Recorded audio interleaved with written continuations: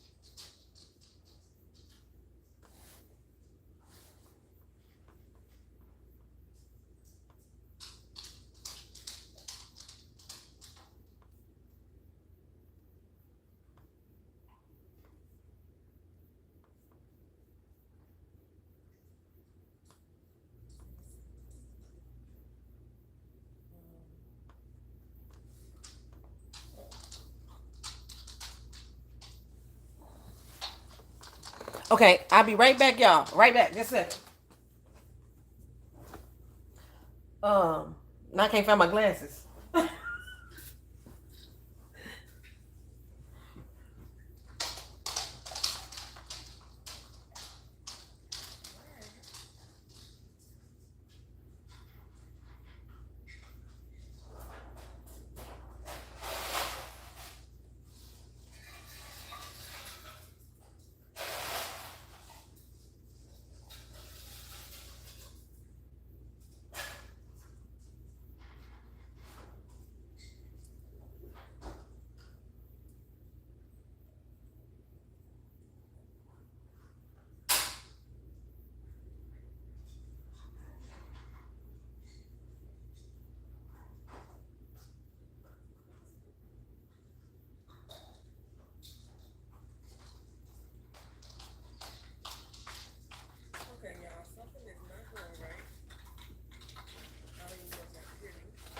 Okay.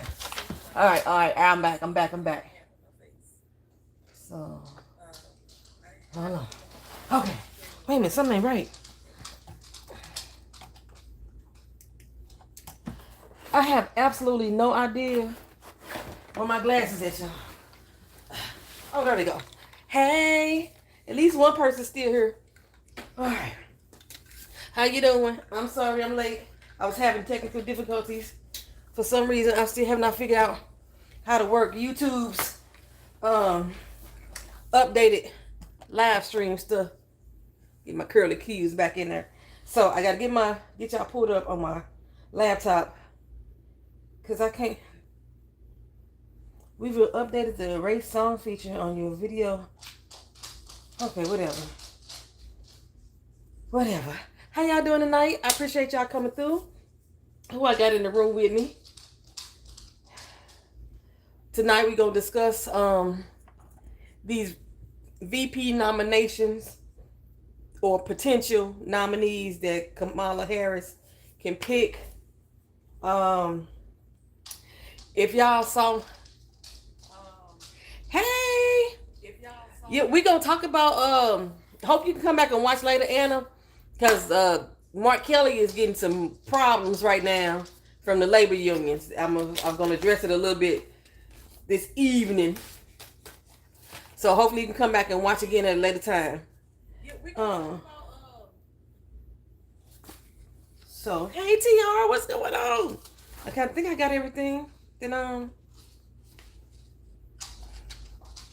got notes, chat. I got notes because I want to make sure that I cover everything. So y'all on this channel, y'all already know.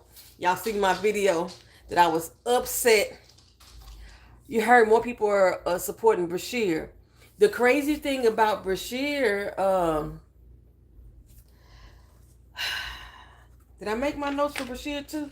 Is that some stuff was going on with him today too? Because of course they all like auditioning and everything. What did I write down about Bashir? I know I wrote something about his butt down.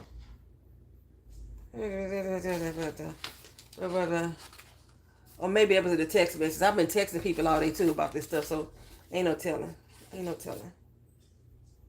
Bashir. Oh, okay. No, I didn't write nothing down about Bashir. Okay, I wrote something down about Buttigieg. Okay, here we go.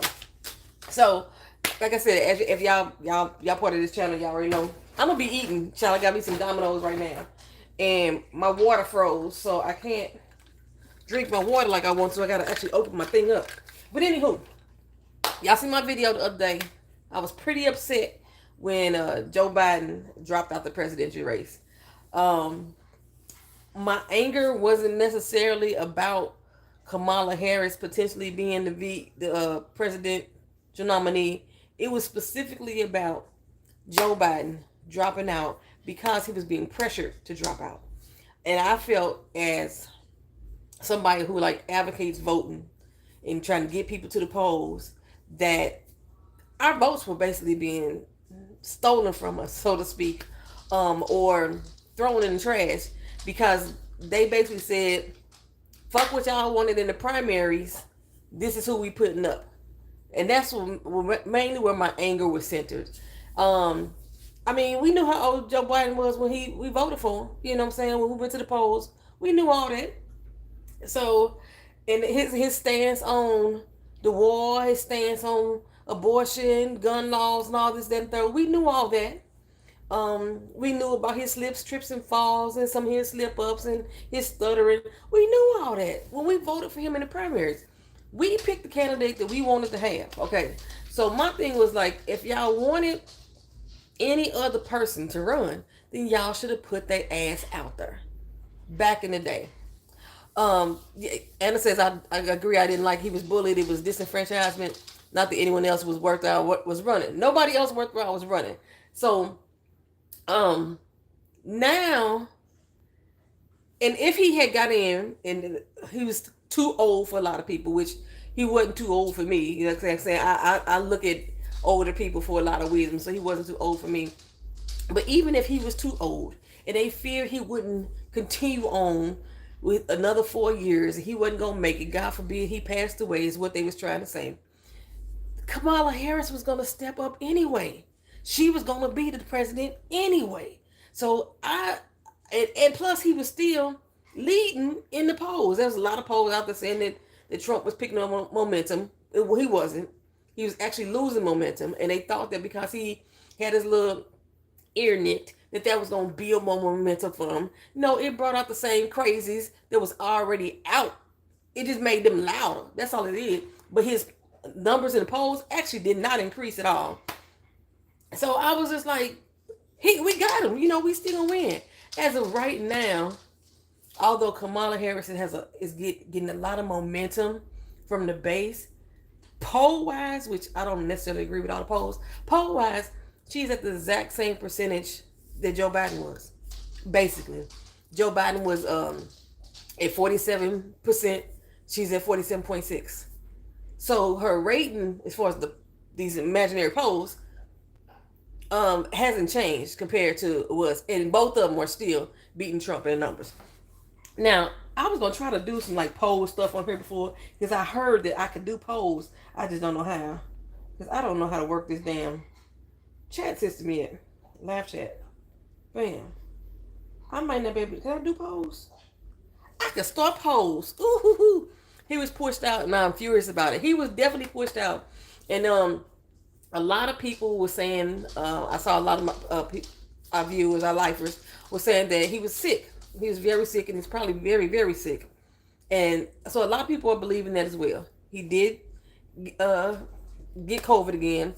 When y'all saw me on camera a few weeks ago and I was sniffing and I was like, oh, I don't know what's wrong with me, I ended up with COVID again, y'all. That was my second time getting it as well. But yeah, he was, so he did have COVID, but it wasn't like life-threatening to the point that he had to step out of the race. Although a lot of people were feeling that. If you follow politics a lot, you will see AOC, Jasmine Crockett, Jamie Raskin, and a few other people. They spoke specifically about what was going on the floor in regards to this push to get Biden out of the race. And with that push, they were clearly stating it definitely was a push. And on top of that, the people who were pushing the hardest didn't want Kamala either. So I was like, what the fuck is really going on? So I was really angry. I was really angry. But I settled down because I had, like I said, I had that same anger when Bernie dropped out as well. And I felt like as a constituent who voted to support you, I'd be feeling like you letting us the fuck down. Now, in Bernie's case, he wasn't pushed out. But in Biden's case, he was pushed the fuck out. Now, I'm over my feelings. Because like Joe Biden, I had to realize this just ain't about poetry. This is about the country. So with that in mind, hey, Miss Kira, how you doing? With that in mind, I had to take a step back and said, okay, now let me take a serious look at what Kamala Harris has done and what she possibly can do. When she was the prosecutor in California, um, I didn't like her ass. When she was the AG, I didn't really have much thoughts about her at all. But when she was the prosecutor, I didn't like her ass because there was certain things in the crime bills that I felt that she was doing too extreme and it mainly impacted black people. Yeah, girl, we voting blue over here. I'm still voting blue. I'm an independent, but I'm still voting blue. Matter of fact, let me go ahead and say it right now. Twisted Life of TV, we endorse Kamala Harris. I know some all our endorsements don't really matter, but you know we endorsing it over here. Okay, so there was things about her that I didn't like. So when she ran for president the first time, she wasn't getting my vote. When when Joe Biden selected her for the VP pick, and I know everybody was ecstatic about her because no, she was going to be the first minority and the first woman vice president. And although I respected that historical feat, it wasn't like I was excited for her. Okay. Now, during her presidency, she has done a lot of things that and rallied for a lot of things that have garnered more of my support. So that's where I'm at. My endorsement matters. We would hope that my endorsement matters, but them motherfuckers didn't care about doing my primary vote. They just went ahead and said, "Fuck y'all primary votes, and we gonna pick who we want to." But I know in the end, my endorsement is gonna matter like crazy when we get to those polls in November. My endorsement is gonna seriously matter. So right now, a lot of stuff has happened throughout today. I have not been able to keep up because I'm back at work, y'all. So I haven't been able to keep up as much as I want to. Me and TR sometimes we talk through IG, and me and my sister we be talking through text sometime, or I'll be calling my daughter like, "Hey, did you see this?" But I haven't been able to catch up like I really wanted to. So when I went to bed last night, there were about 10 to 12 people that was on the short list of who the VP picks could be if she got the nomination. Now that if has changed into she has the nomination. Over the past 48 hours, she has garnered enough delegates to seal her in the nomination. I know TR and a couple of my people from across the pond, because I got people from across the pond. Hey, Brown and Pretty, how you doing? I know it's people across the pond that watch this channel and some people from down under that watch this channel. They didn't understand what really happened once Biden stepped out. So basically, when Biden got selected in the primary, that made him the presumptive, I think that's the good word, presumptive nominee for president. He does not become the official nominee until the DNC happens. Okay. Now, we automatically made him the official nominee because nobody else is running against him. So, anybody, even after we did our primaries, anybody could have popped up and say, "Hey, I want to run for Democratic president." And when the DNC happens, which is going to be on August 19th, and they're going to show it live, once the DNC happen, they have the right, the electoral votes will say who it was that actually gets the presidential nomination. Melissa Moreland said that you liked her back in 2020. 2020 is when she joined the campaign with Biden. Somebody, I just missed the chat. Where'd the chat go? Okay, I gotta put my chat up here. You said you didn't understand when he first stepped down either. So between the time we did the primaries and we said we wanted Biden to run, Anybody could have came up later and said, I want to run for the Democratic nomination. Any of those presidential candidates who dropped out the race or who suspended their campaign could have came back and unsuspended their campaign and tried to run for the nomination. And then it'd have been up to the Electoral College at the DNC to choose.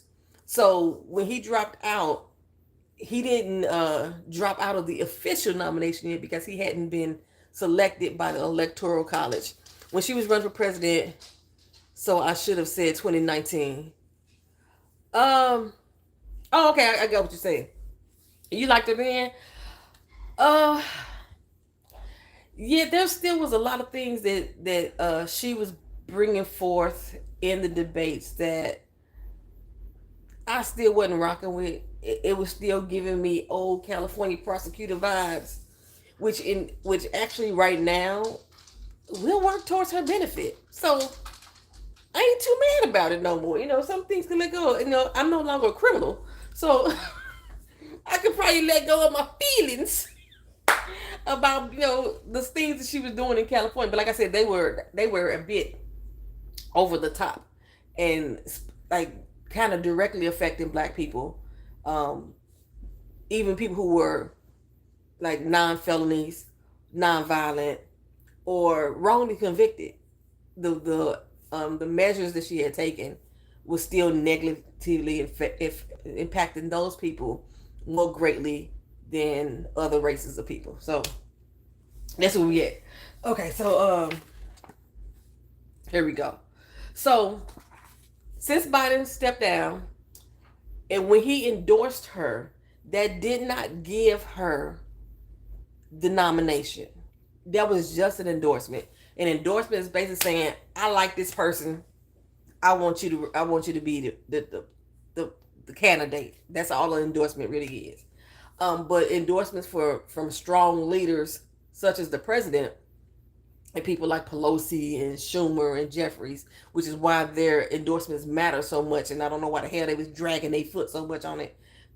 Those endorsements help sway the Electoral College votes to, and it also can help sway the voters in their communities as well that they serve. So that's why those people are so important to endorse. That's why people are still looking for Barack Obama to endorse her. He has no position of authority in our government at this time other than being a former president. So his endorsement really is just him saying, I like her. I'll vote for it. That's basically what they be saying right now. So I don't know why people are so hell bent on looking for his endorsement other than to gain support from the people who were like diehard Obama people. So now that he stepped out and he's endorsed Kamala had to get the delegates on her side in order for her to even be the nominee. We had people like Joe Manchin, crooked ass. He decided that he used to be a Democrat and then decided to go independent because he's really conservative leaning, right? He decided that he wanted to challenge Kamala. He didn't want her to be the presidential nominee. He was going to challenge her. Now, the DNC leaders told him, well, you ain't a fucking Democrat. Only Democrats can be challenged. So he was going to, they wanted him, they was trying to push him to re-register as a Democrat so he could challenge Kamala. He came out and said that ain't what he want to do. He not finna challenge her at all. He's not finna switch back to the party just to challenge her. Okay, so let's get Joe Manchin crazy ass out the loop here.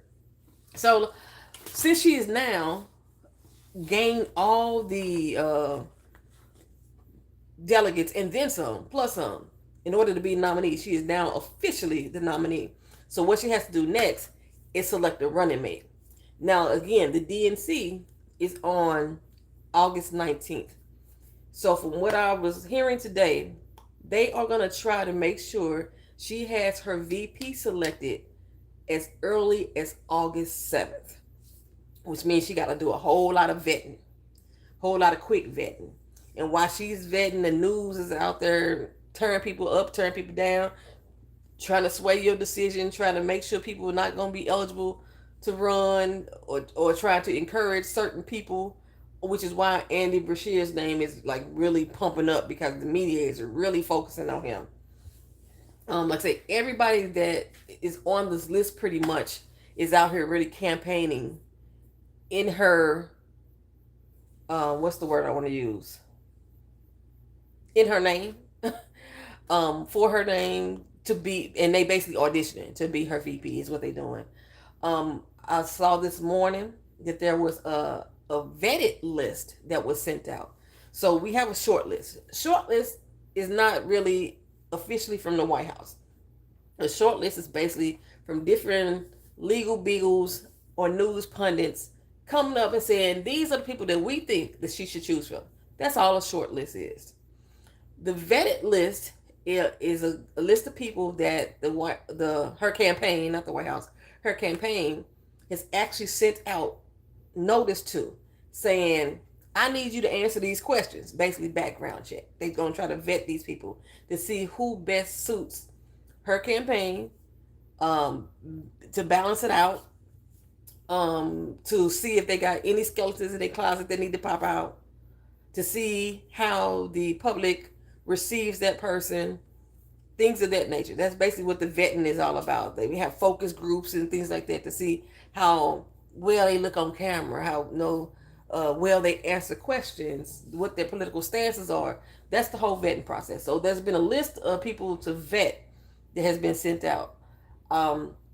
Pete Buttigieg, which is one of the people that my sister said that she was looking at, I like him. I like Pete. But there's things about Pete that I don't think America as a whole is ready for yet. And I'm going to get to that soon.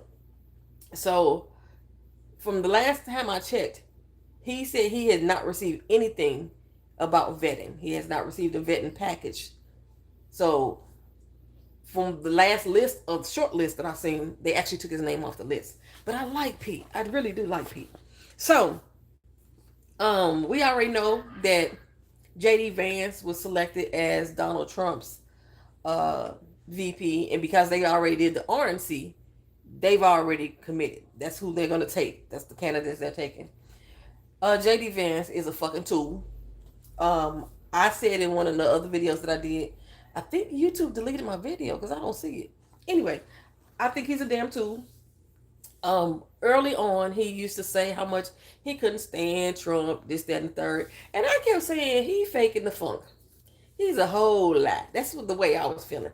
I'm going to tell you, my whole feeling, though, was purely psychic. My whole feeling was purely psychic. I mean, because there was nothing that I knew of him that could say that he was telling a lie, except for the way that this man looked. There's something beady in his eyes. I don't like beady-eyed people. There's something beady in his eyes. You don't think would do a minority president and VP at all? I don't think so either. I don't think they would do a minority at all. So with J.D. Vance, he wrote a book about himself, about how fucked up his mama is. They was basically, I'm going to say it, and I hope I don't offend nobody, but if I do, then, I don't know, pull yourself up by the bootstraps or some shit. Basically, trailer trash family. That's what he had, and that's what he wrote his book about. And they ended up doing a movie about it on Netflix. I still haven't watched the movie because, again, I was waiting for it to drop out the #1 spot so I wouldn't give him that motherfucking shine on that movie. But it's called Hillbilly Elegy on Netflix. If you've seen it, let me know down in the comment section. Okay. When he decided to run for office, which was 2017, it was a year or two after he made those, when he decided to run for office, that's when he was making those statements about Trump. He was gearing up for a political seat. And I figured that was going to be his best way in order to get his seat, is to talk really bad about Trump. Because nobody was really liking Trump for real after that first year. They was like, what the fuck did we elect? You know what I'm saying? That's how people was feeling. Even the Republicans hating him. So he jumped on that bandwagon of hating Trump, and he was spewing all this shit. And it just didn't sound authentic to me at all. So that's when he was making all those statements about how much he hates Trump, and Trump is Hitler, and he's a cultural opioid or cultural heroin is what he called, and all this other stuff. That's when he made all those statements. I was like, he faking the funk. He faking the funk. Well, when he realized there was a black man in his state that was running as well, I forgot his name, that had like massive support from both sides. He had grave support. Once he realized he couldn't beat that guy, he dropped out the race. So he tried to do a second term when it came around again. When it came around again, he switched his tone up. Now he was a Trump lover. He loved everything MAGA. Trump was the best thing since sliced bread. It was only like a 2-year time difference between the time he made all those negative statements that he switched his tone. And I believe that the tone that he has now was truly his tone all along. That's just my belief. Okay, so he has a backer, kind of like Clarence Thomas, have his rich backer. He has a very rich backer named Peter Thiel. Peter Thiel owns PayPal.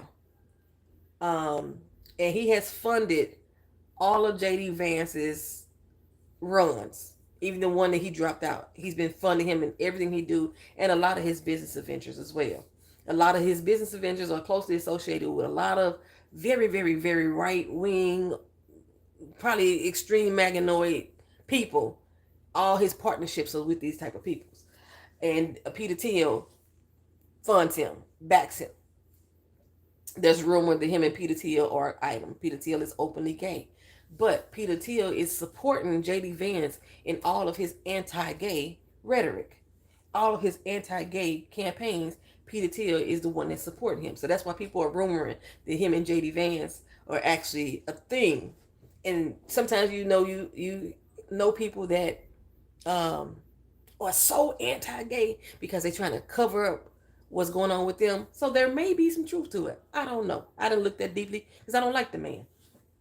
His wife is an Indian American. Her parents are immigrants from the country of India, the same as Kamala Harris's mama. She's an immigrant from India as well. Baby girl quit her job as soon as he announced that he was the VP select. But he's about as dumb as Dumb Donald. Okay, remember when Sarah Palin was trying to be the VP for John McCain? Is his name John McCain? Senator John McCain? Yeah. And how dumb she sounded when she had debates or just had a conference and they tried to calm her down or shut her up and not make her speak as much. That's J.D. Vance. That's J.D. Vance. And I don't know if it's just me. J.D. Vance looked like Trump's son. He looked just like Trump's son to me.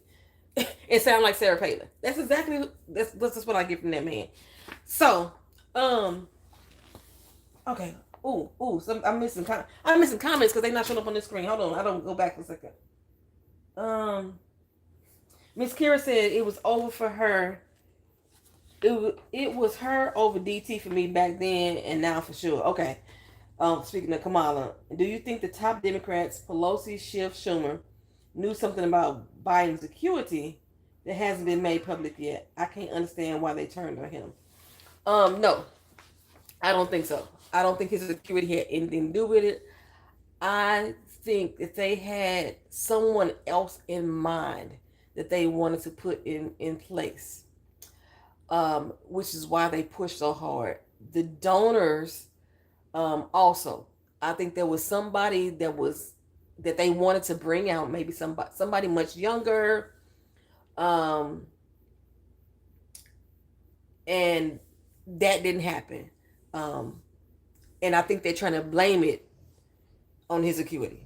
I really believe it was just a push just to get him out. Because again, you might have missed it when you came in, Kara, that those same people that was pushing to get Biden out, they did not want Kamala Harris either. Jasmine Crockett, Jamie Raskin, AOC, and a few other people. I had them all written down on another piece of paper, but I can't find out where the paper's at. All of those people are on video speaking to the press about what was going on in those meetings to push Biden out. And they were specific in naming certain people, Pelosi being one, Schumer being another, and then some other big name donors, some other people. They were very specific about them pushing him out and the fact that they did not want Kamala Harris either.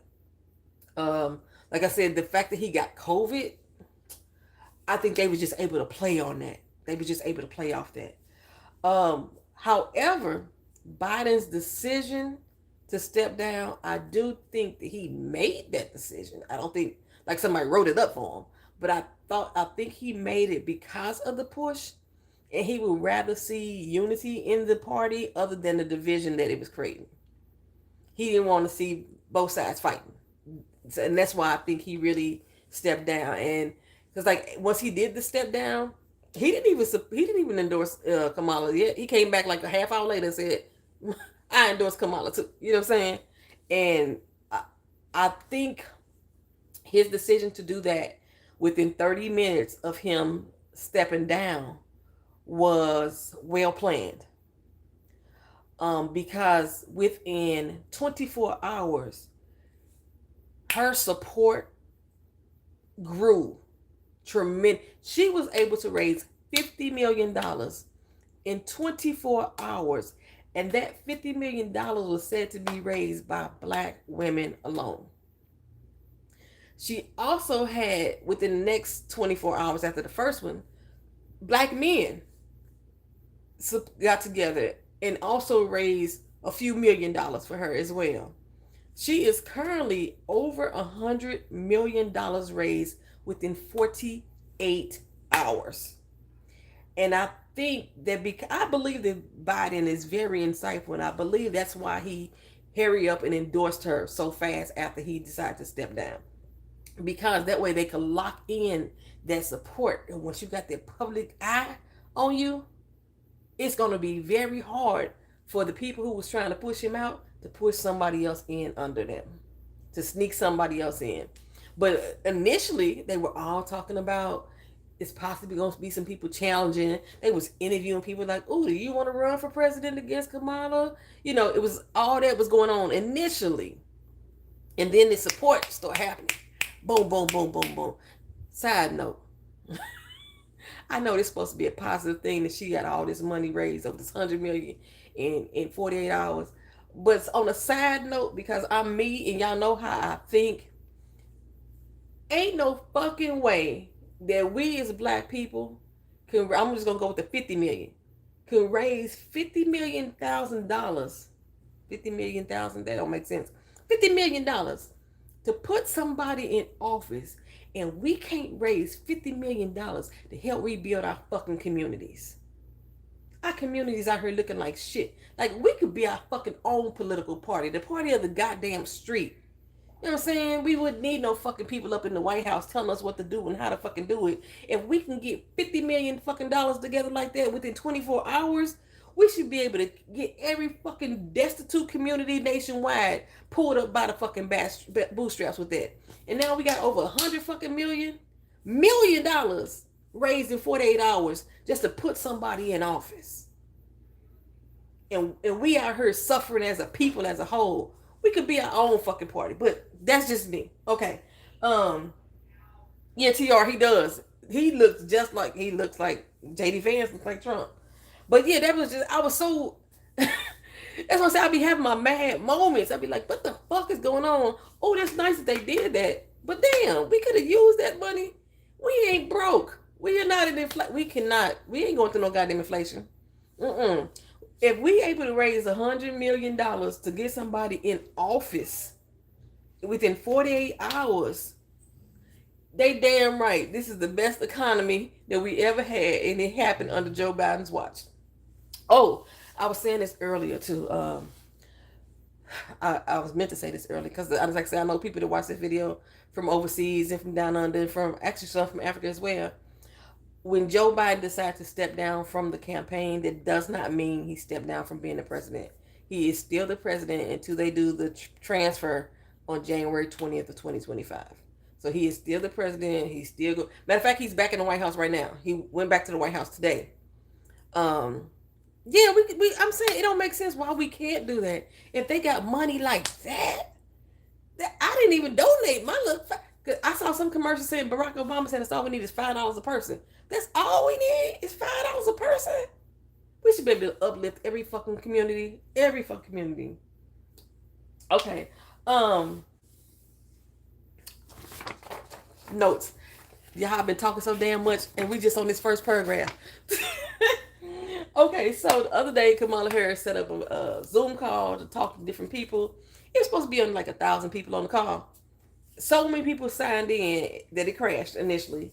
So they had to contact the CEO of Zoom in order to get more people in. 40,000 people joined in on that call, and that's where those donors came from.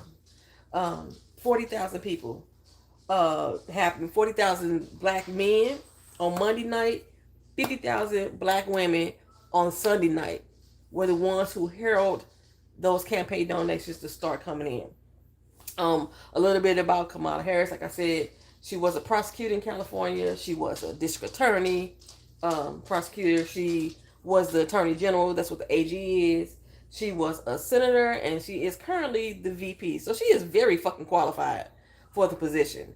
I can't take that away from her. She is, no matter what I felt about her politics when she was in California, how much that they talk about the fact that they can't stand it, that she laugh at everything. No matter none of that, she is very fucking qualified for the job. Probably overly qualified at some point. I talked about Joe Manchin out the way. We get him the fuck out the way. He too far right, just like the damn Kennedy dude. He too fucking far right too. So I'm gonna talk about the no's that I had on my initial list, and I see them when I pull up short lists for VP. I still see some of these names pop up on other lists, and they're not doing it. Wes Moore is a black man, 45-year-old Army combat veteran, and he's a Rhodes Scholar. He had been a political newcomer for a minute, before he decided to become a governor. He's the third black governor in the entire United States ever. So he's the third, if I said that right, in all of the United States history. He was the third black governor ever. We always overqualified. We got to be. We got to be overqualified just to do the job, a simple job. To get an entry-level job, we got to be overqualified. So Wes Moore, his name's being floated around as being a potential 2028 candidate. And I'm thinking that Wes Moore was on the push list of the people who they wanted to actually fill in the position before Joe Biden endorsed Kamala Harris, because they were looking to set Wes Moore up for a presidential run in 2028, which I'm still surprised that they weren't looking to set Kamala up. I'm not surprised. But her being the vice president, do you think that would be the next step for her to go to be president? They weren't trying to set her up. They was trying to set Wes Moore up. Wes Moore is out of Maryland. He said he has no interest in being the VP. He does not want the job. I think it was Kira that said it earlier. They're not going to have two minorities on the ballot. That is one reason why I said Wes Moore was out anyway. There's no way they're going to have two black people. Not just two minorities. They're not going to have two black people on that ballot. If they put two black people on that ballot, it's going to turn a lot of non-black supporters away. Hell, it's going to turn a lot of black supporters away. Now think about it. No. Wes Moore wouldn't be on ticket. But like I said, he said he don't want the job anyway. Governor Newsom, California. No. He is not going to be running for VP either. He's not trying to get the VP position. He also has turned down the idea. They didn't even vet him. He can't be vetted anyway. The U.S. Constitution states that the president and the vice president must be from two different states. He's from California. She's initially California. He could not have been the VP anyway. So anybody that was wanting Newsom, get that out y'all head. Pretty boy ain't going. Gretchen Whitmer. Gretchen Whitmer has, she's 52 years old. She's out of Michigan. She said that she did not want the position either. Even though she has said this multiple times, they still sent her a vetting package. They are deeply trying to convert her way of thinking, and that's to get her in to be a VP selection. I do not believe Gretchen Whitmer is a good choice, even though that she has a lot of good things about her. I don't think she's a good choice because, again, they're not going to put two women on the ticket. Yeah, the VP couldn't be from the same state. They couldn't be from the same state. But they would, if you look at a lot of people's short list, a lot of these news stations, they still have Gavin Newsom on there. So, and then Newsom, I mean, he's pretty. I don't trust him all the way anyway. But Gretchen Whitmer, like I said, she said no. She does not want to do it, even though they did send her a vetting package. No, I don't believe that they would have two women on the ticket. They don't want Kamala on the ticket for real. We as voters have like, we are the ones that's energizing that desire to have her as the, I can't even say we, because like I was mad still for a few days. Y'all as the voters have been the one to energize the campaign in response to Kamala being on it. But yeah, the leaders, they didn't want her ass on there. No, and they damn sure ain't gonna want two women. No, ain't no way. And she would have been, she's trying to get reelected in her own state as the governor. She is a strong advocate against Donald Trump, and she was on President Biden's short list when he was running for election the first time. But again, I don't think there's no way that they would put two women on the ballot, and she has clearly stated on multiple times she ain't leaving Michigan. She does not want to leave Michigan. She has a lot more work to do. Okay, so what we got here? What I wanted to look at just a little bit is going to have to be a white hetero male. I think so too. I agree with you 100% that it has to be a white hetero male. So one of the few things I was trying to look at, I didn't get to do it in detail. I was trying to look at what people's stance on abortion was, what their stance on Medicare is, Medicaid, the war, gay rights or LGBT plus rights, what their popularity was with minorities, their stance on gun safety, immigration, healthcare. Those are some of the things that I was looking at as a whole to try to figure out, how these people would fit. So, let's start off with Andy Bashir. He's 46 years old. How many of y'all have heard of Andy? Y'all know who he is. There we go. Bam. Andy Bashir is the governor from Kentucky.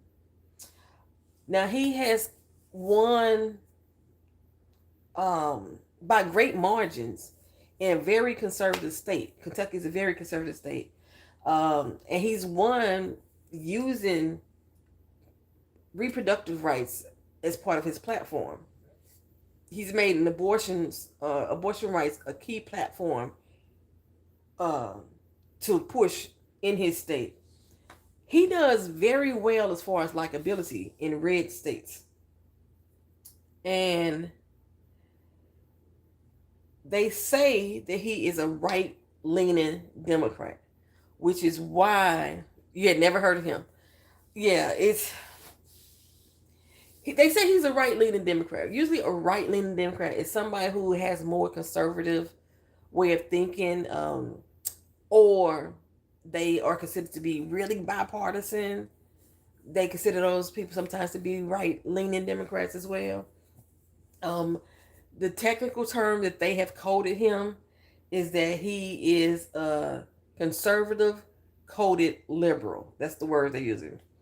In his state of Kentucky, he signed a law to restore voting rights to ex-felons and people who were incarcerated due to nonviolent crimes. In a lot of states, felons don't get their voting rights back. It depends on what state you live in. He supports, like I said, he supports abortion rights.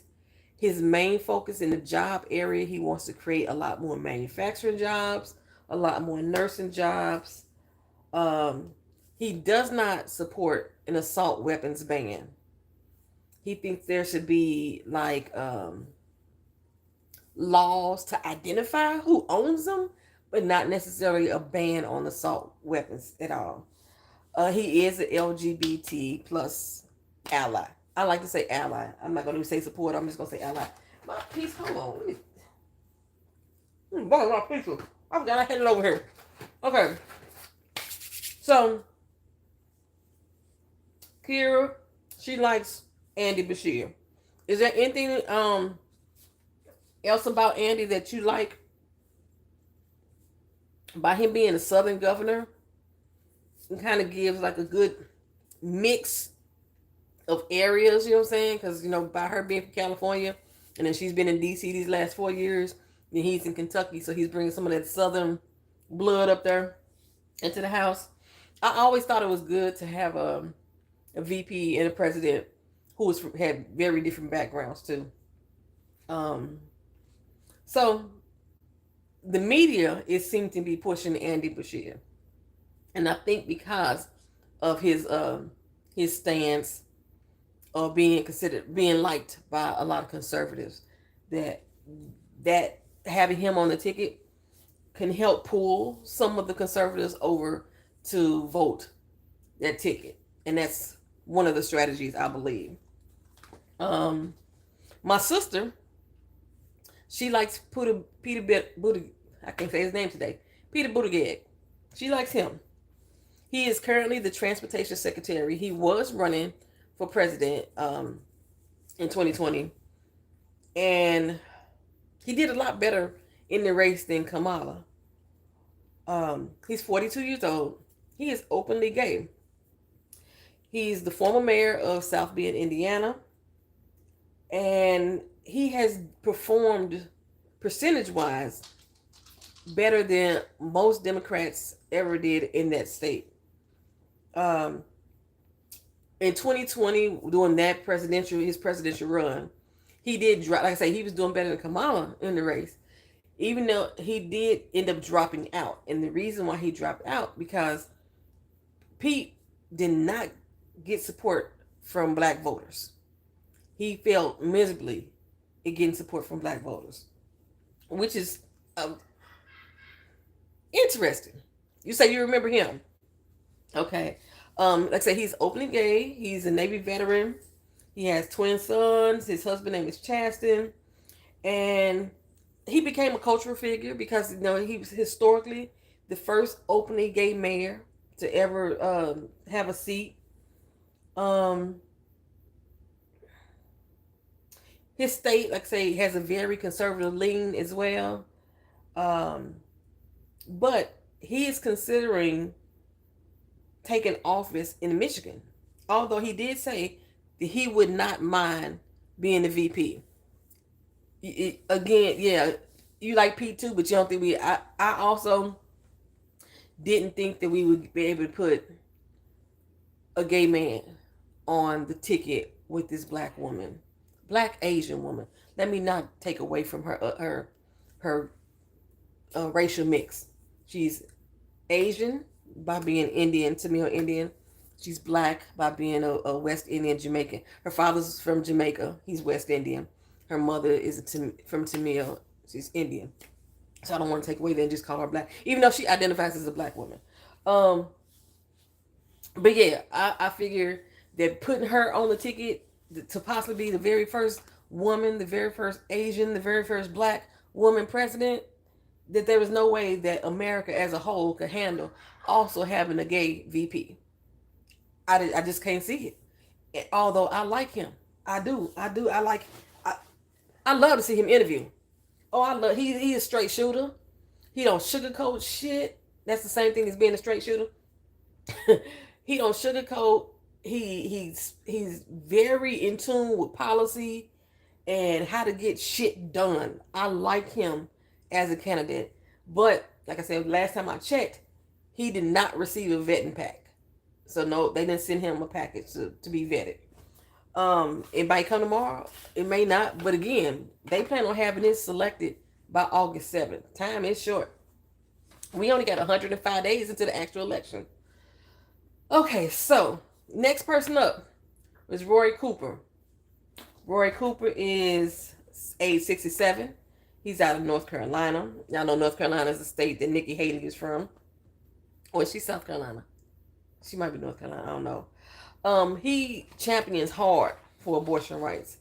He champions hard for expanding Medicaid. Okay, so Medicaid and Medicare, a lot of people get them mixed up. Medicare, when you working on your job and they take out taxes, you see that tax on your check, they take out 1.5% of your check, Medicare.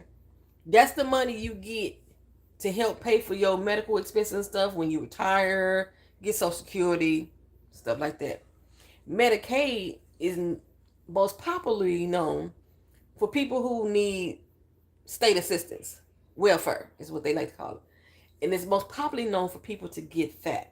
And that's where to help them pay for medical expenses as well. Children who are in the state system for adoption, some of our seniors, they also get Medicare and Medicaid. I remember when I got pregnant with my daughter, I couldn't work. So I was on temporary disability. I was allowed to get Medicaid, thank goodness, because they paid for the childbirth baby. That took $18,000 on my medical bill. I just realized that my medical bill was $18,000 for my childbirth.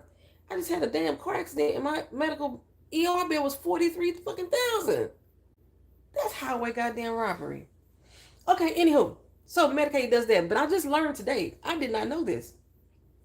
Medicaid not only is like helps the welfare program, it also funds hospitals in rural areas. It also funds nursing homes. I was like, I did not know that stuff. That I did not know. So, and the Republicans are trying to get rid of Medicaid and Medicare for real. But my brain was like, okay, Medicaid is, the welfare support, low income people, people without jobs, children in the system, elderly. I did not know that it actually funded rural hospitals and funds nursing homes. So that's money that we definitely need. That program needs to stay. Hey sis, how you doing? We was just talking about, you just missed the whole conversation about Pete because we were just talking about him, and just a little information about what he does currently and what his issue was when he ran for president initially. He did not get a lot of support from black voters. That's my sister, y'all. Y'all say hi to my sister. He did not get a lot of support from black voters, which is why he dropped out of the 2020 election.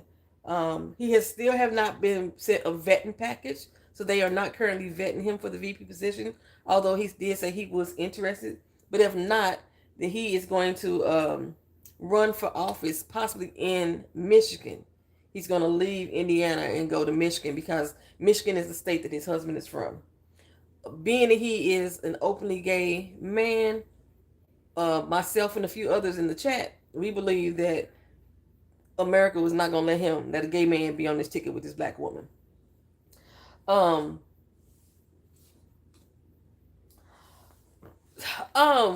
Sis, if you can, drop a little bit in there about why you think that Pete would have been a good candidate as well. We got Andy Beshear, and a couple of the reasons that people believe Andy Beshear is going to be a good balance is because of some of the views that he has that is more conservative leaning, and it probably will balance out the presidency, the SCOTUS POTUS. No, not SCOTUS. What is he called? Vice President? He's VOTUS? Oh, that's weird. No, he won't be allowed on the ticket to run. Even though I like Pete too. I do like Pete. I just love to hear him interview all together. Okay, so he was on the Roy Cooper, age 67. Cooper, like, he threw his support 100%. He's one of the early people that said he was going to endorse her. His state is a crucial VPOTUS. Girl, I'm gonna call it VOTUS. I like VOTUS.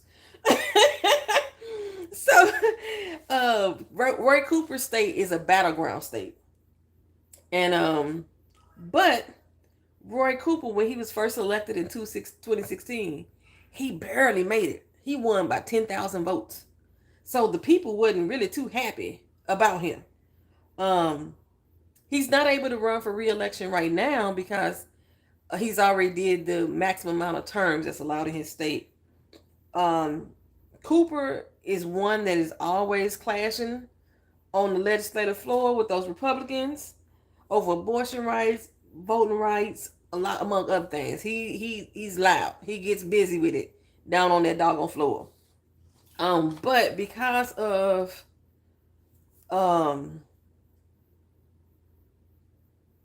his narrow margin that he had in his battleground state, I'm not certain that he'll give them the pull that they want. They are considering people from battleground states to help swing that state. He's like I say, he only won by 10,000 votes. That's it, in a Democratic race. And when he won the election altogether, what the freak just happened on my screen here?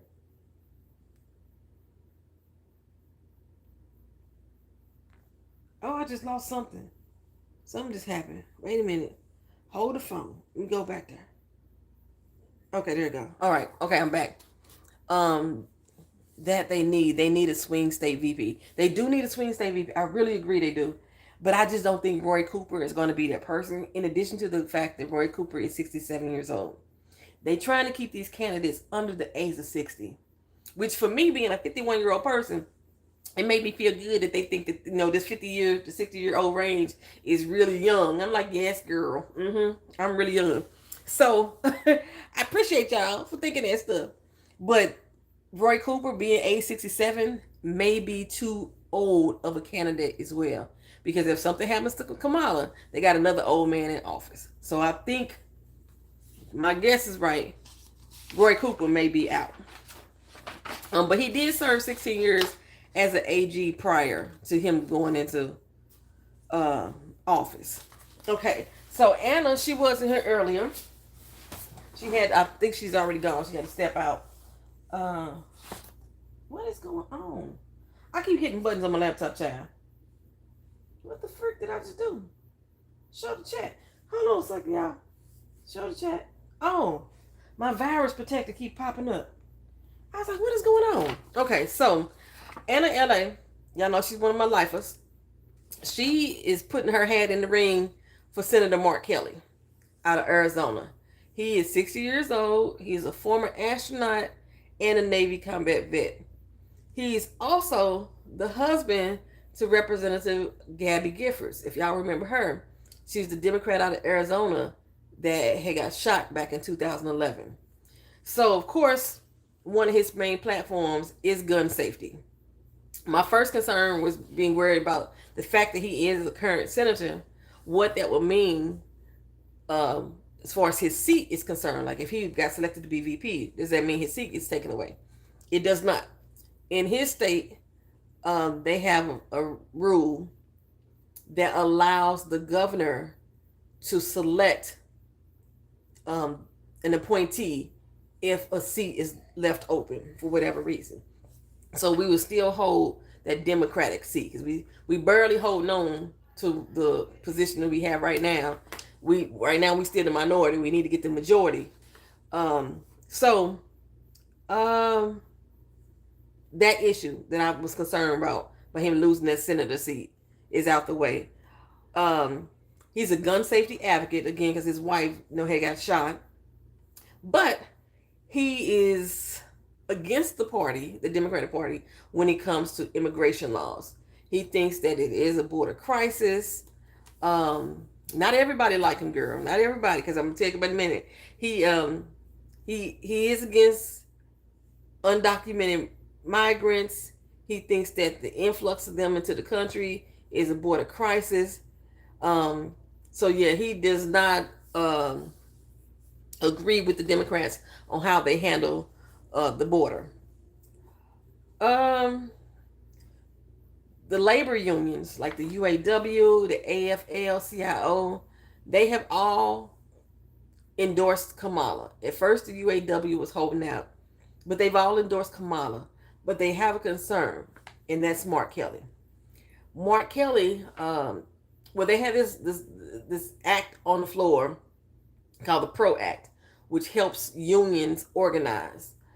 And it's one of the most prominent acts that labor unions deal with, that they need to survive as a union. There was 3 Democrats who did not sign that bill. They were against it, one of them being Mark Kelly. So a couple of the AFL members, they like, okay, we understand he didn't support the PRO Act, but that still doesn't take away from the fact that he could be a great VP.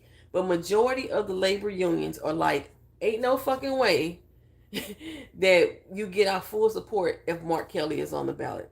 It doesn't make sense for them to have a VP who is not pro-union. And he's just like, sometimes they don't show up for the vote or they don't vote at all. They just sit in the room and don't vote at all. No, he is vehemently against signing this pro-act labor law. But his office says that he supports or he backs the union, but for some reason he refuses to sign this pro-act labor law that could help benefit the unions. Okay, what is going on? Something else happened here. Go over here. Okay, somebody just said something. I don't know what the heck happened because it didn't show on my screen. Yeah, so said right if he's against the unions, let's say he's kind of contradictory because he's saying that he's for the union, but the one thing that the unions are asking for that they saying they need, he is refusing to sign off on it, and they like hell no. Matter of fact, I think I put down a quote. Did I put a quote? Okay, the quote is, "The selection of Kelly sounds alarm bells due to his unwillingness to back the PRO Act. The right to organize unions is the most important thing to a laborer. So that's a hard no from us." And that was from the UAW leaders.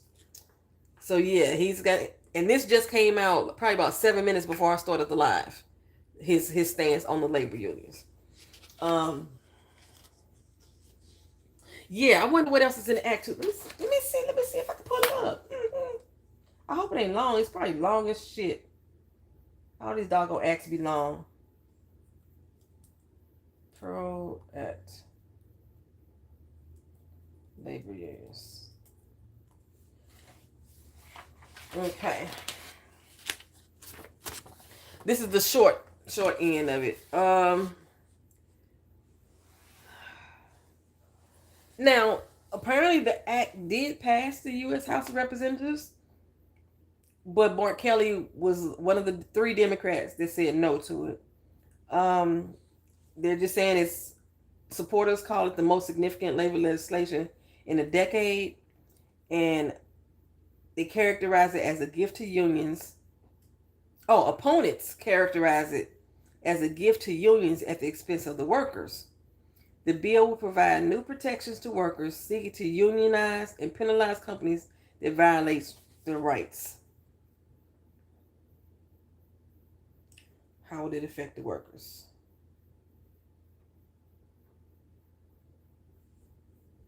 It's a lot of stuff. It's a lot. The PRO Act still has not been signed by the Senate. Let's see.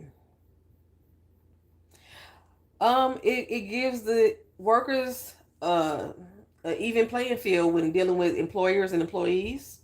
The bill redefines the criteria for classifying workers as independent contractors, granting gig workers with more employee rights. So ones who just sign on as consignment or sign in or does work, they working just like a regular employee, but they don't have employees' rights because they're not actually employed by the company, which basically means they pay their own taxes. That's pretty much what it is. So the bill will give them rights as an actual employee. Employers who violate the workers' rights, such as firing employees for union activities, it will give them penalties. And it gives the National Labor Relations Board the power to enforce these protections. I still don't see nothing wrong so far. It promotes collective bargaining by requiring employers to negotiate in good faith with the unions. My job, damn sure don't do that.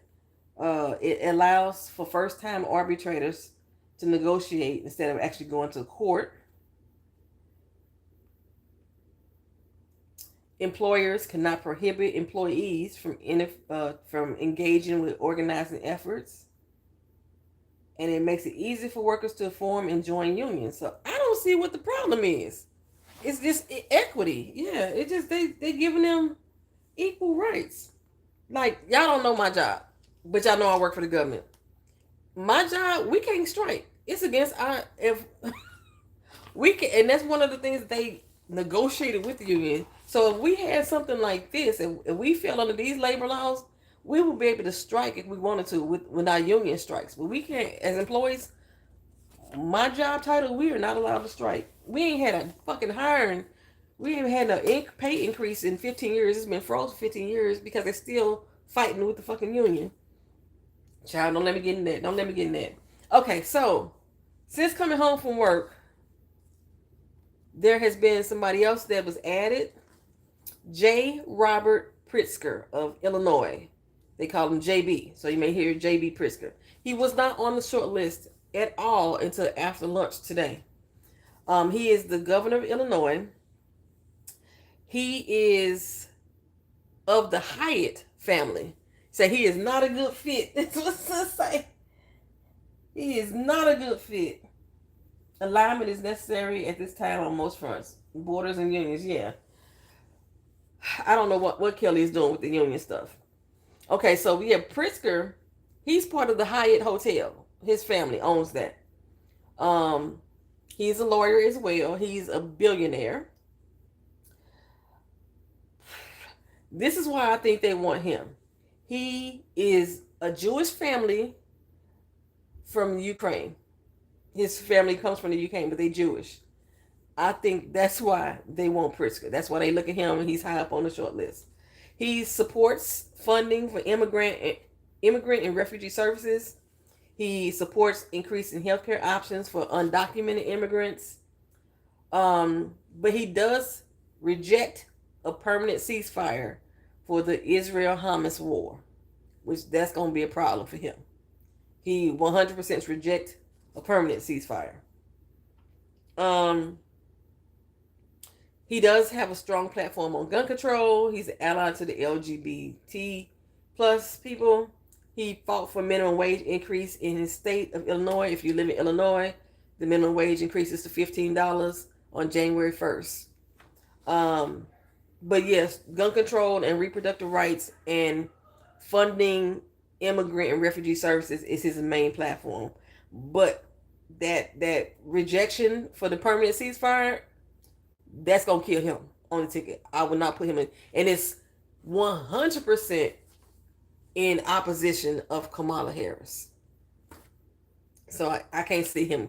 I don't even know how he got added to the list. Well, actually, I do. It's because he's Jewish, a Jewish family from Ukraine. That's why, my opinion, is why he got put on the list. Okay, so one of my people, one of the ones I was interested in is Josh Shapiro. Josh Shapiro is out of Pennsylvania. Pennsylvania is one of the more popular swing states. When in 2016, yeah, you say he's a no too. So in 2016, Josh Shapiro ran for election. He was ranking higher than Hillary Clinton at the time. Then he decided to run for Attorney General. So he ended up getting the Attorney General, right? Republicans like Josh Shapiro. He say he's very bipartisan. He's able to communicate over both lines. My biggest concern, other than that, will be why they like him so much. That's my biggest concern with Josh. But from what I'm seeing, he's very strong. He's also being floated as a presidential run. So remember I said in the beginning that Wes Moore, they was prepping him to run in 2028. They were also prepping Josh Shapiro to run in 2028. So it's very possible that, like we were talking about, did they push Biden out because of his mental state and his age or what have you? And I was saying, no, I think that they just had somebody else in the wings they was trying to get in, but Biden fucked that up by endorsing Kamala. I believe that Josh may have been one of those people as well, that they were going to try to push in the door once they got Biden out. But one of the more popular things about Josh Shapiro is, since he's been in politics, every race he has won, every race he has been in, he has won and has won by a landslide. So the people love him. Conservatives, liberals, they love him. One of his biggest issues he's facing right now is the state that he is from is the same state that the Donald Trump ear got nicked in Butler, Pennsylvania. He's from that same state. Now, his statement, you remember the guy, it was the firefighter, was the random person that got killed. And I told you, like, you don't want nobody to die. However, this man, depending on what his support level really was, he might have just been there just trying to seek information. It's possible. I don't know. He might have been there just because, this reality TV star was there and he just wanted to see him. It's a lot of reasons he could have been there. But if he was a staunch supporter of anything that the inmate got to say, if he was a maganoid, I don't feel too much for my oppressors. That's how, and somebody wants to oppress me in my freedoms, I don't feel too much. Okay, so anyway, that's how Josh Shapiro was feeling too, I can assume. So they wanted him to make a statement about the man. His name was Corey Compratore. I have him listed as a maganoid and Trump supporter. So he was the one who lost his life at that event. When he went to shield his wife and his daughter, bringing the kids to, turning them, whatever. He the one shielded them, and he ended up being unalive. So they wanted Josh Shapiro to make a statement about him. This was the statement, child. This was the statement. Corey was a girl dad. Corey was a firefighter. Corey went to church every Sunday. Corey loved his community. And most especially, Corey loved his family. That was the whole statement that he made about that man. When you can't say nothing nice, that's all he could say. He didn't say, I feel for his family. We want to pray for his family at this time. He didn't say none of that stuff that they normally say. Josh was like, he was a girl dad, because he saved his daughter. He was a firefighter. That was his job. He went to church every Sunday, so I'm assuming that he did. He loved his community. Being a firefighter, you're a community person. And that's it. Most of all, he loved his family because he gave his life for his family. He threw himself in front of the bullet. That was all that man said. So people are pissed at Josh Shapiro because he couldn't give no deep, empathetic speech about this man being killed at this Trump rally. I mean, he stated facts. That's well, right, Miss Kara. Well, so they mad at Josh. So them, I don't know if that's gonna hurt the ticket or not. But when I heard that, I was like, see, that's my boy right there. That's my boy. So Josh is still one of my top people. Like I said, I like Pete, but I like Josh too. William Craven, that's another one. He's out of Texas. His mind said he plays silly games. Exactly. He said, that's all I got for you. That's it. That's all I got for you. So William Craven, I don't know why I stuck a pin by him. Why did I stick a pin by him? He's 68 years old. He's a retired 4-star admiral. He's out of Texas. He is most well known for organizing and overseeing the special operation that unalived Osama bin Laden when he was the head of the Joint Special Operations Command in 2011. He has been vetted for being the VP. Once he ended his service with the special operations, he became the chancellor of the University of Texas for 4 years. And they did send him a VP package. I don't have much on him, on his political stance, on his political views, except that he was the one that took down or helped take down Osama bin Laden. And then as the chancellor of University of Texas, he made a very popular speech. I remember it was all over the news. I don't remember exactly what he said because it was long to me. But he made a very popular speech that made the news to his graduating class. They loved him down there at the University of Texas. So Whitney Craven. But again, he is 68 years old. He's too old. Exactly. Say Texas is a hard no, and he's too old. He's not on the Washington Post list. He's on the list I got for the people that's being vetted. He was on that list. They are currently vetted him. I think the list I had initially from the Washington Post, it didn't have J.B. Pritzker. It didn't have William Craven. It didn't have Tim Walz, who's somebody else as well. Tim Walz is somebody I don't know.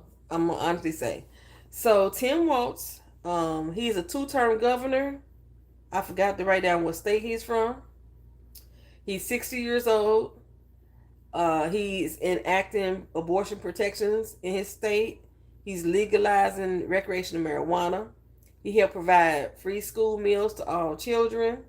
He is a former school teacher and previously served 6 terms as a member of the U.S. House of Representatives. Let me see if I can find anything else about him. Minnesota. Thank you. Oh, I did. I did have an MN down here. I didn't know what the hell that meant. So that's Tim Walz. I didn't have much on him. I didn't really get to see his political point of view. Let me see if I can pull it up.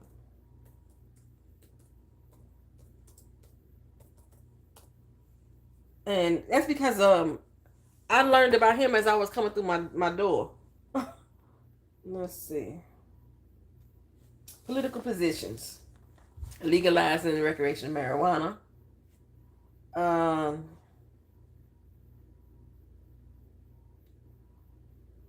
He was very prominent in the economic crisis in 2008 about using taxpayer money to bail out financial institutions. He was totally against that shit.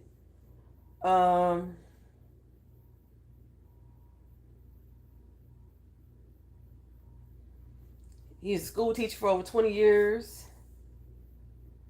He opposes using merit pay for teachers. I'm not sure what merit pay is. I have to look that up. He's in favor of he was in favor of the American Recovery Act, so the stimulus package. He was in favor of that. He was a supporter of gun rights and endorsed the NRA multiple times. The NRA is not typically Democratic loving, and he endorsed the NRA multiple times. It says here he got A grade from the organization. Then he changed his mind.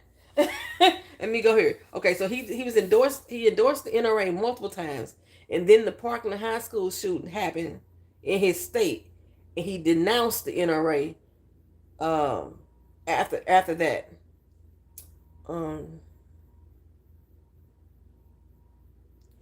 And all the funds that the NRA had given him, he actually donated that money to the Intrepid Fallen Heroes Fund. And now, as governor, when he became governor in 2023, which was last year, he now supports gun regulation. He also signed a law in the public safety bill that established universal background checks and red flag laws in Minnesota. So first he was a diehard NRA person, and after that shooting, the Parkland shooting happened in 2018, he switched his tone, and all the money that they had given him, the NRA, he took the equivalent of that money and donated it to a Fallen Heroes Fund, and then signed some legislation last year in support of gun safety, public safety, and gun laws. Okay, because I was like, hold up, sir. Hold up. Because I know the NRA don't like the Democrats. Okay, so he's an LGBT plus ally. He was in the Army National Guard for 24 years. Let's see. He passed Traumatic Brain Injuries Act for veterans. Let's see. He expanded education benefits for veterans. Or he voted to. And he supports abortion rights. He has a 100% rating from Planned Parenthood. and the National Right to Life Committee. Okay, so he is 60. Baby, he look old as hell. I looked at the picture of that man. He looked older than Biden. It looked like a motherfucking crypt keeper. And I was like, he's 60. Girl, he looked old as hell. So, as of right now, you say you over the old ass man. As of right now, those are the shortlisted people on the list. On my way home, I think it was, or earlier today, Chuck Schumer and Hakeem Jeffries finally endorsed Kamala Harris. They finally endorsed her after she got the delegates that she needed. So I don't know what their holdout was, unless, like I said, unless if I'm accurate, they had somebody else they wanted to put in place. They did not want Kamala. That's what my thought is. Like I said, I endorse her over. Yeah, we went over Gretchen. Gretchen said she didn't want the damn job. She said it a long time ago, and they keep trying to vet her. They even sent her a vetting package after she told them she did not want the job.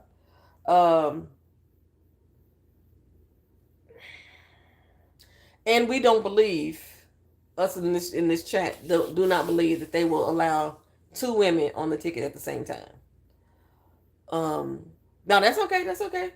Yeah, we don't believe they're gonna allow two women on the ticket at the same time.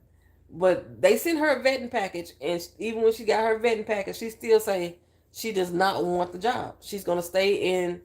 She's gonna stay in Michigan, and she wants to keep doing or fighting for Michigan, do whatever she needs to do. She still got to deal with that damn Flint water crisis to me. I know they don't talk about it no more, but it's still going on. She still need to handle that. Don't stay where she is. So let me see if I see any updates. Any updates? VP selection.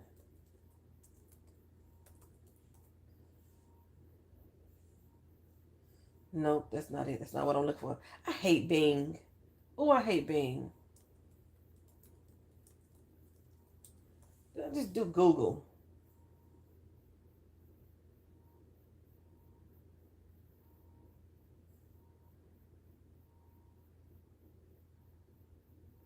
Josh Shapiro, the person that I like, he also says that he has not been vetted for VP.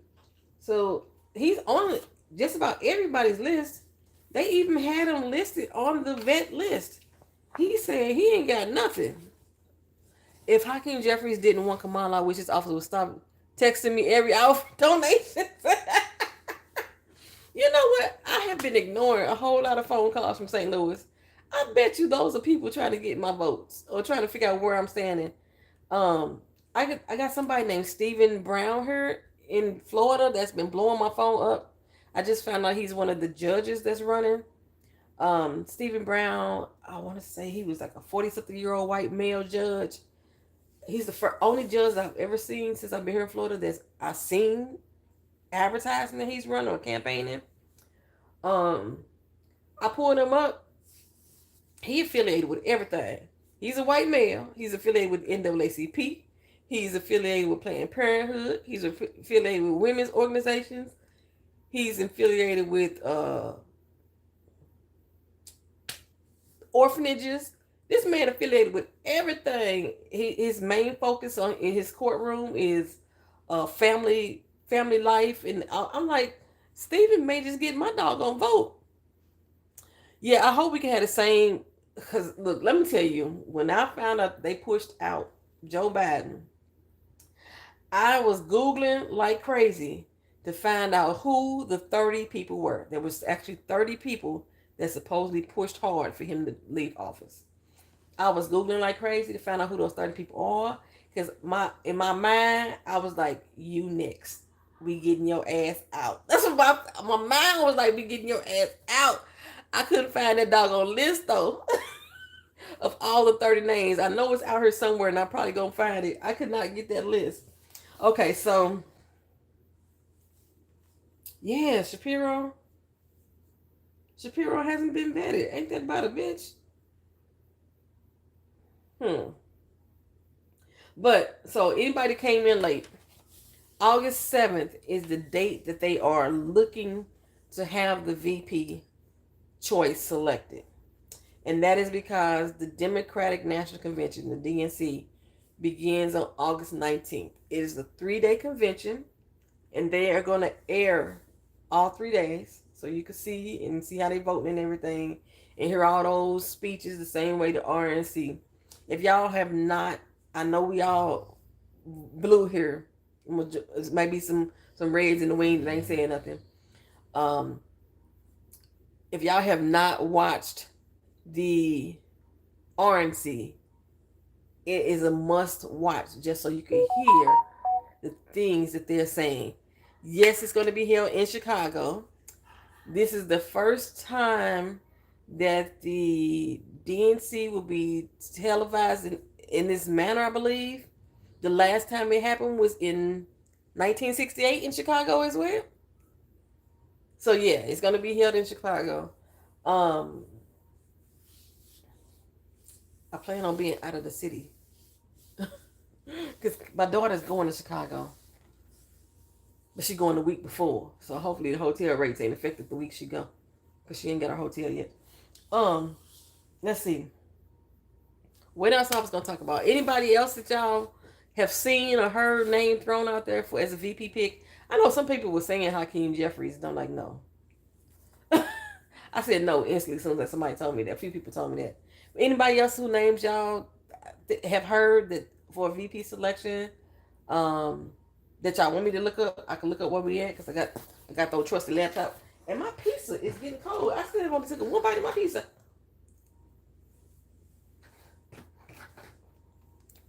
It's spinach and feta cheese. It is so good. It's even good cold. The other thing I was gonna talk about, the what's her name? Go back to my notes. Cheadle is the lady name. I keep thinking Don Cheadle, and I don't want to say Don Cheadle. Where's her name at? I don't know my. Anyway, child, the head of the doggone Secret Service done stepped down. She done quit. Okay, so I haven't got back on her after we did the last live, and we was talking about the grazing of the ear and how we all felt that it was staged, and it was staged on behalf of the Republican Party. Then it came out that the guy who did it was a 20-year-old Republican, and then they try to spin that crap and put it all on the DMs, whatever. Okay, so in that live, I was talking in detail about what I felt went wrong with the Secret Service. All the things that they did not do. Well, apparently, I wasn't the only one that saw that stuff. So, there was supposed to have been tips called in about the attempt, and the Secret Service didn't take it serious. There was a whole security meeting held with law enforcement and some of the sniper teams. Secret Service didn't show up. The building that the young man was on, some regular onlookers saw him on the ground, spotted him, told the police. They told the Secret Service. The Secret Service ignored him. And that building wasn't even surveyed or patrolled or whatever it was, scouted out to see if it had a line of sight or somebody could do something up on that roof. And apparently he had climbed up and down a couple times, and Secret Service did nothing.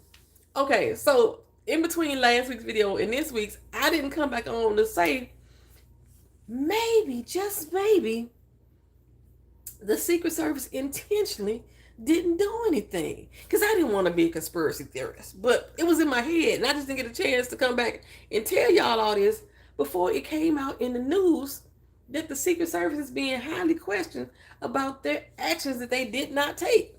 They talked about how long it took for them to react on stage, how long it took for them to get him off the stage, the fact that they didn't pull out his guns like I was saying too. They talked about all that, child, right? So they had the leader, or the head of the Secret Service, the director, or what have you, they had her down there in Congress drilling the shit out of her on Monday about all the steps that they didn't take, all the actions, all the threats that they ignored, and she wasn't giving them nothing, Nathan. That whole interrogation, it's on YouTube. Y'all search it, y'all hear it too. It's interesting. It's like watching the doggone Young Thug trial. It was one dude in this camp that was just like giving the doggone prosecutors the blues, and that's how I felt she was doing. It was asking her simple stuff like how many people was on the team. I don't have that information for you right now. I don't have numbers for you. What was their job titles? I don't know right now. I don't know. She was like, I don't know nothing. I can't give you nothing. I can't answer nothing. It's under investigation. Talk to the FBI. She wasn't saying nothing. And the more I watched the interview, I said, maybe I'm right. Maybe I'm right. Well, I was watching one of my news pundits this morning, and I'm so mad at myself that I did not save the actual video. I think I liked it though. And so I can give y'all links so y'all can watch it. And in that video, they said that the Secret Service as an agency had given up on the politics. They didn't believe in any candidate any longer. So it was the thought or the feeling of the Secret Service agency that they don't give a damn what happened to you because they don't care to protect you. And I was thinking that, like I said, before all this came out, I was thinking, what if those damn Secret Service agents didn't like him and didn't want to protect him? And they was basically saying, fuck it. I reserve my right to give service. That's what I was like. You said you heard that theory from somebody else. The Secret Service possibly didn't react in time on purpose, right? And I was like, what is going on? That they were saying they just didn't like his ass. Because I felt that way when it came to January 6th. And they were talking about how the Secret Service was kept trying to get Mike Pence to get into the limo. And he was like, I'm not going nowhere. This building is safer for me. I'm not getting in that fucking car. And my thought then was, those Secret Service agents, maybe by will or by duty, they were going to do what the president at that time, which was dumb Donald ass, was saying to do, and that was to capture him, because that was their plan, to capture and behead him. So in his mind, he said, no, I ain't getting in this car with y'all, because he didn't trust the Secret Service. So because you have some people that's just loyal to the cause. So when this situation came up, and I thought about it a little after we did that live last week, and I thought about it, I said, well, maybe they did it on purpose, because it didn't make any sense. Just from my military experience, it didn't make any sense. When you look at organized crime individuals, mafiosos and stuff, they they move in a fashion that to try to ensure that most people, they have the least amount of people hurt, or they, when I move, you move. Like I said, just like that type thing. And I was like, something ain't right. The way that they move. Like when they said 1, 2, everybody move on me. 1, 2, move. And nobody moved. I was like, nobody moved. That didn't make sense. And you could hear him so loud on that mic. And then when he got quiet, he was like, okay, so what we gonna do? We're gonna move it out. He was quiet then. It's the same fucking mic. But you could barely hear him. I said, something ain't right. Something ain't right. And now it all came out. There was so much stuff that they did not do. So much stuff that they ignored. And so she said on Monday, because they was threatening her job and saying they wanted to perjure her or whatever, and she needed to be fired and Biden needed to fire her. She was like, I ain't going no motherfucking where. That's basically what she said on Monday. Well, today she done came out and she done resigned, child. She done stepped down. And she's no longer part of the Secret Service. The crazy thing is, as she exited, unlike Shapiro when he gave that speech about the firemen, like, he got a dog, he likes salt and pepper on his eggs. Instead of giving that speech right there, Biden came out, thanked her for her service, said what an exemplary person she was, how he always had her back. He's so proud when he made her appointment. He praised the shit out of her upon her resignation. I was like, I know that infuriated the repubs. so bad. But it wasn't just the Republicans on Monday night that was interrogating her. The Dems was doing it too. But yeah, Biden was like, "I'm gonna miss you, girl," you know. And he's back in the White House. Like I said, by the time I got off work today, he was at the White House. He's preparing to push policy through to reform the Supreme Court. And we talked about that last week too. About why is the fuck did it take so long to try to impeach Thomas? I have not heard anything else about that impeachment. Let me look that up while we here. Last week I talked about AOC presented. She said she was going to present an article that was going to an article of impeachment for Thomas and for Alito, and I ain't heard nothing else about it. Well, since then, Joe Biden said that he's going to come out and he's going to reform the Supreme Court. He's going to put term limits in. Right now, once you're appointed to the Supreme Court, you're there for life or until you quit. So he's going to put 18-year term limit. Me personally think 18 years is still too long. 10 years. I give him a 10-year window. 18 years, I think it's still too long. Like when I voted for judges back in St. Louis, every 2 years, I was voting them motherfuckers out. 2 years was too long for me. But he's 18 years is the term that he want to put in there. He's also going to try to put in provisions to remove any type of immunity that a president, future or past, could have. There was one other measure. Yeah, Thomas and Alito both need to go now. That's for sure, Anna. Because if Dump wins, he'll expand the court and it'll be 9-3. I think if he wins, Anna, he's gonna get rid of the court. I really do. I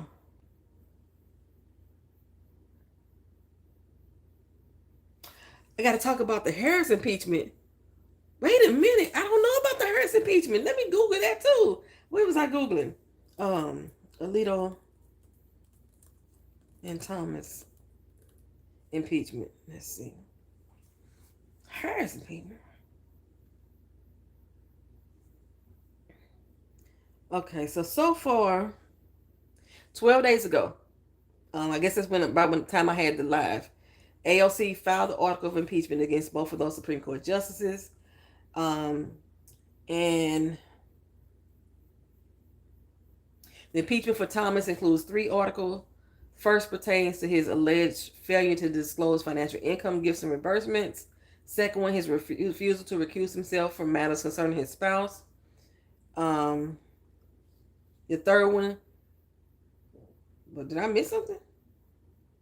Not recusing himself from matters involving his spouse. Oh, second one is his spouse legal interest. Third one is his spouse finances. Alito, they want to impeach him for personal bias and prejudice concerning the party in case of the court. They need to get that shit to Thomas too. His second one to disclose financial income, gifts, and reimbursements as well. So,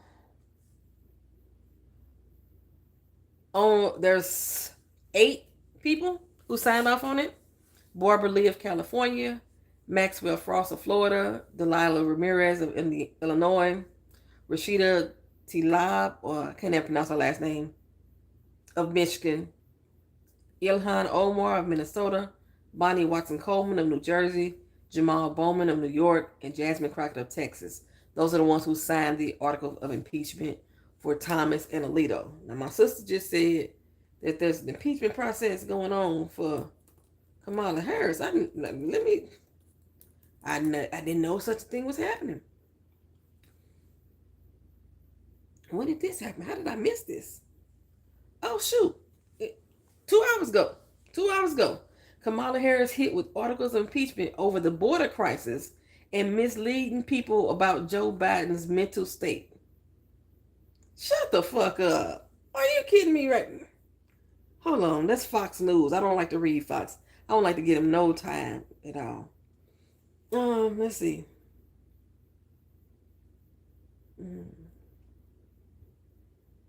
What's his name? Who is this? Who is this? Who is this?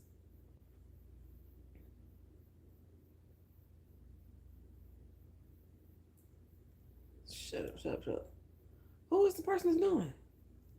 Representative Andy Ogles, a Republican out of Tennessee, he filed articles of impeachment against Harris.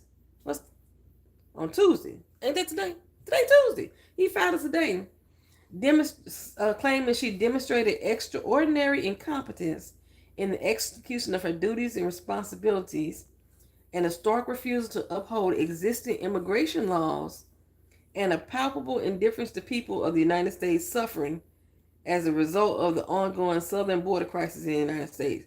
I swear the Republicans put so many words in there that don't mean shit to try to confuse you. Because I'm like, what the fuck is he talking about? I'm gonna repeat it again. I was tripping over my tongue. Which one? Get away from my damn pizza. I know that much. Okay, so I'm gonna repeat again. She demonstrated extraordinary incompetence in the execution of her duties and responsibilities, a stark refusal to uphold the existing immigration laws, and a palpable indifference to the people of the United States suffering as a result of the ongoing southern border crisis in the United States. I have no clue what the fuck you talking about. What is he talking about?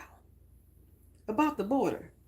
So he said she violated the current border laws, and she did something to insuffer people of the United States. A palpable what? Somebody explain this to me. I'm college educated, but I ain't that damn smart. A palpable indifference to people of the United States suffering. What the fuck does that mean? Sis, you got a PhD. My sister got a PhD, y'all. I think I told y'all about when she graduated. What does that mean? A palpable indifference to people of the United States. What the fuck does that mean? Okay, anyway, that's the first claim. Okay.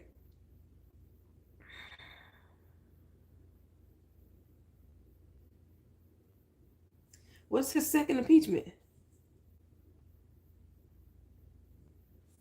Okay, let's steal the first impeachment. She refused to visit the southern border to evaluate the ongoing crisis. Aside from single trip hundreds of miles away from the epicenter of the migrant crisis. That's part of his complaint. Okay. He also sent her a letter to invoke the 25th Amendment, which will allow the vice president to temporarily take over or permanently if the president is incapacitated for some reason. Biden announced he had COVID on Wednesday. So he's saying because Joe Biden had COVID, that since she didn't invoke the 25th Amendment to take over his presidency while he had COVID, that she should be impeached. This is the second time Joe Biden had COVID. He had a problem with the first time. I don't believe there was any presidential duties that he was going through, but I don't think there was anything presidential that he was doing specifically at that moment that the COVID took him out. He was still working from home. He called into the campaign to congratulate him. He was, he got Zoom. He could work from home. You say I can't make sense of stupidity. And it says overblow. The second is about Biden's mental state. I didn't see that. It says COVID, girl. Let me hold on. It says he urged, Ogles sent Harris a letter urging her to invoke the 25th Amendment, which will allow the vice president to take over temporarily or permanently if the president is incapacitated for some reason. Biden announced he had COVID on Wednesday. That's all to say here.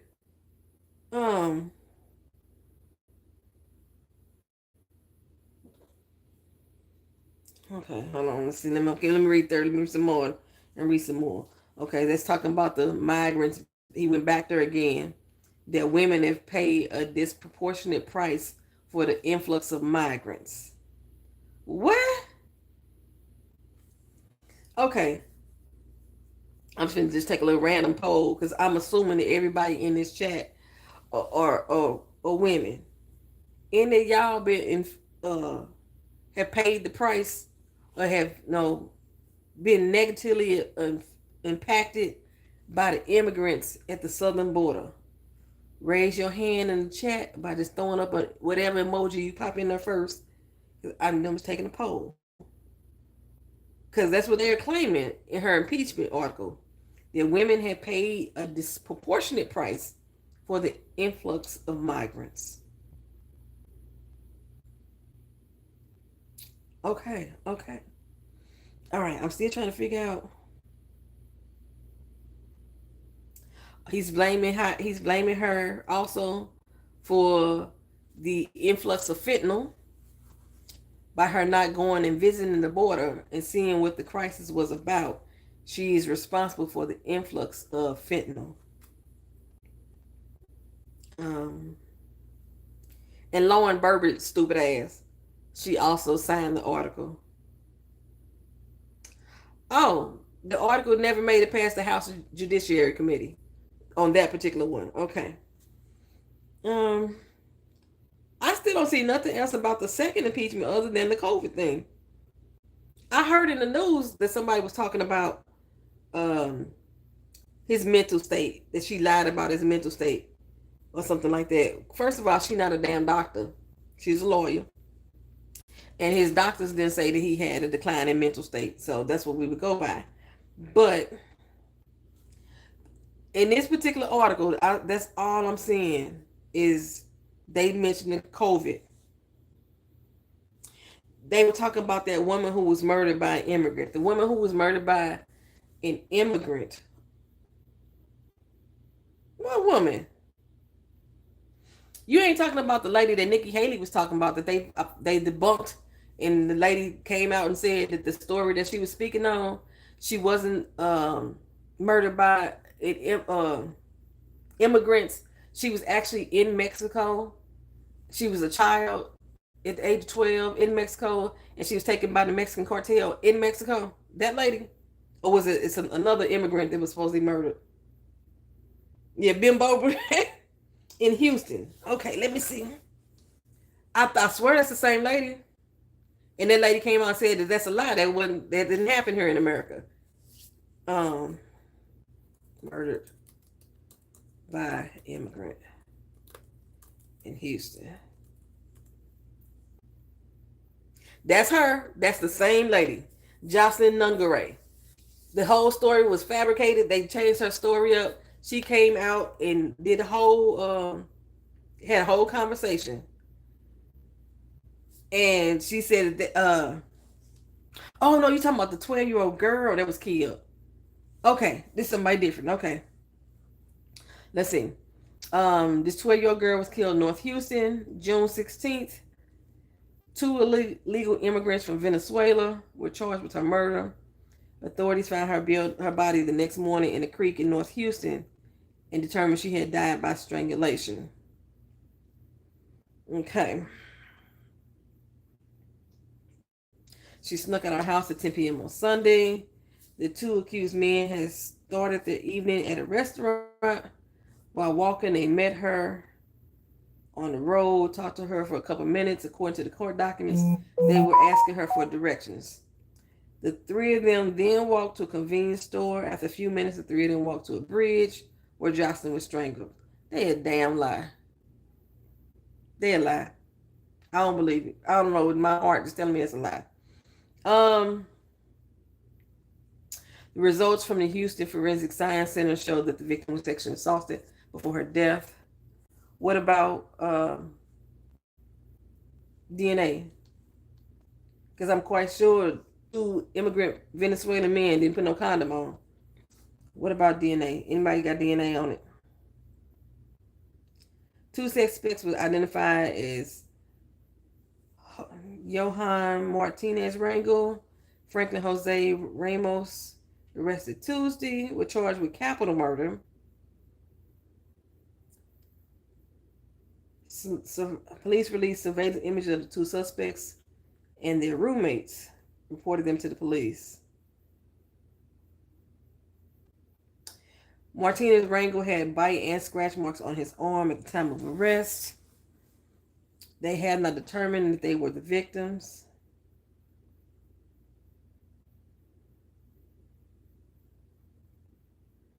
Donald Trump blamed President Biden for her death, claiming Biden's immigration policy had led to her death. Okay, let me go back to the chat, see what y'all saying. Okay, so yeah, that was the one. So they're blaming the two Venezuelan immigrants on this young lady's death, and they're blaming the Biden administration and Kamala Harris, apparently, for lack of the border situation. What about the other deaths that's happening in Houston? That's by United States citizens. Who taking the blame for those? Get your ass off my damn. This little mug up here nudging her big ass head up against my water bottle. You done lost your damn mind. Hold on. My water bottle cap is closed though, but she's nudging her head up against my doggone water bottle like this her shit. Get your ass off my damn water. Hold on. I think it still froze. Like my water in my refrigerator. Yeah, I can't get my straw. There you go. There you go. There you go. It's like I put it in there and then it freezed the water all up. So I had to wait till it melted some. And then this cat up here rubbing her big ass head on my damn bottle. Okay. If it's true, it's tragic. But most undocumented folks want to keep a low profile. She said, hey, Kiba. Miss Anderson, hey. The story just don't make no sense to me. She snuck out of her house. This 12-year-old girl snuck out of her house at 10 o'clock at night. She decides to go to the corner store with two random men. Did I do that? Okay. She decided to go to the corner store with two random men. After they left the corner store, which probably had cameras and stuff in it, you know,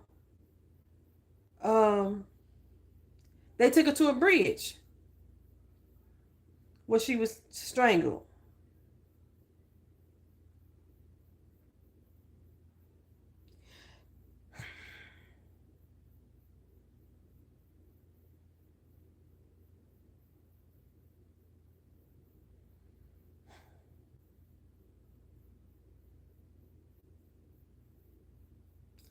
So they weren't eligible for the death penalty, even though they were charged with capital murder because of the victim's age. But if it found out that she was kidnapped, then they would be eligible for a death sentence, kidnapped or raped. They said she was sexually assaulted.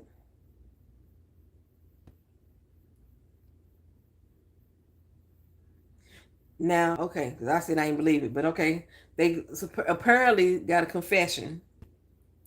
Martinez Rangel, he said he was responsible for the murder and the assault. And he admitted to tying her legs together to throw her into the creek. The other guy, Painter, had told the police that he did kiss her, but the Martin Rangel dude is the one responsible for murdering and assaulting her. I'm sorry, it don't add up to me. Even with the confession, it just ain't making sense to me. It ain't making sense to me. Oh, let me go back to y'all chat. See if it makes sense to y'all. Oh, y'all ain't saying. Miss T.R. said, hey, Kiva. You punk ass cat. So that, I don't know, it just ain't making sense to me. I have to look at more. They roommates turned them in.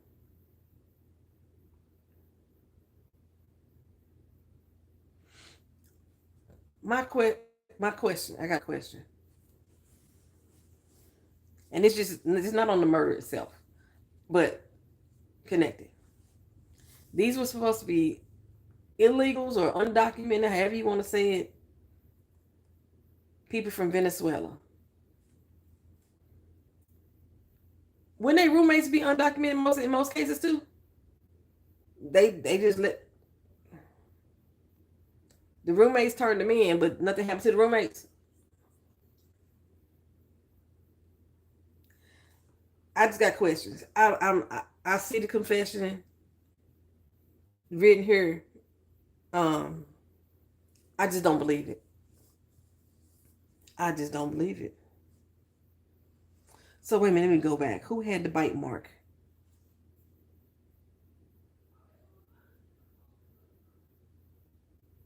Martinez and Rangel had the bite marks and scratch, and that's the one who said that he attacked her and killed her.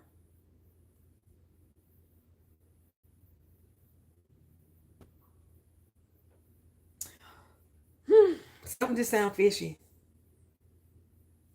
Unless they're rooming with folks from a job site or something. That's usually okay. Just from my experience dealing with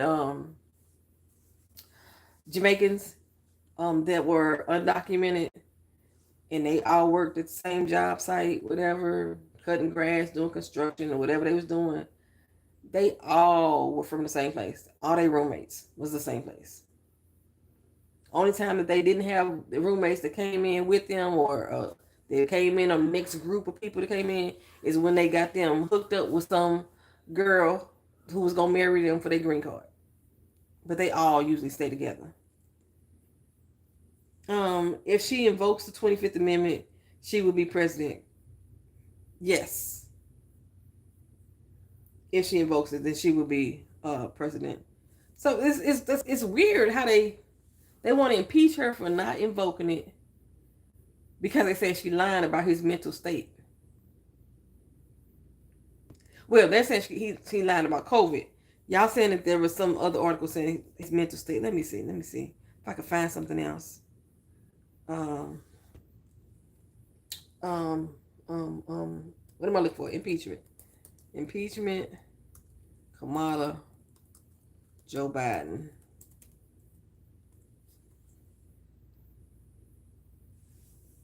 Okay. Okay, this is Forbes because TR said there was something in Forbes. Okay, articles impeachment after he stepped down off the campaign trail.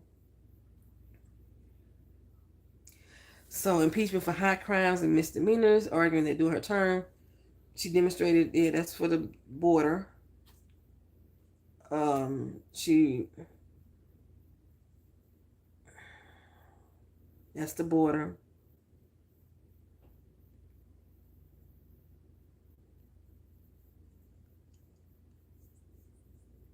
That's the border.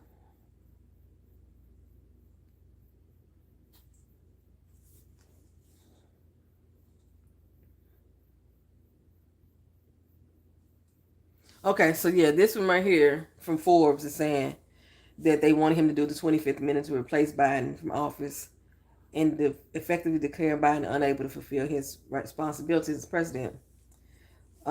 Because the president appeared to have a hoarse and whispery voice and spoke at times incoherently and stumbled on questions.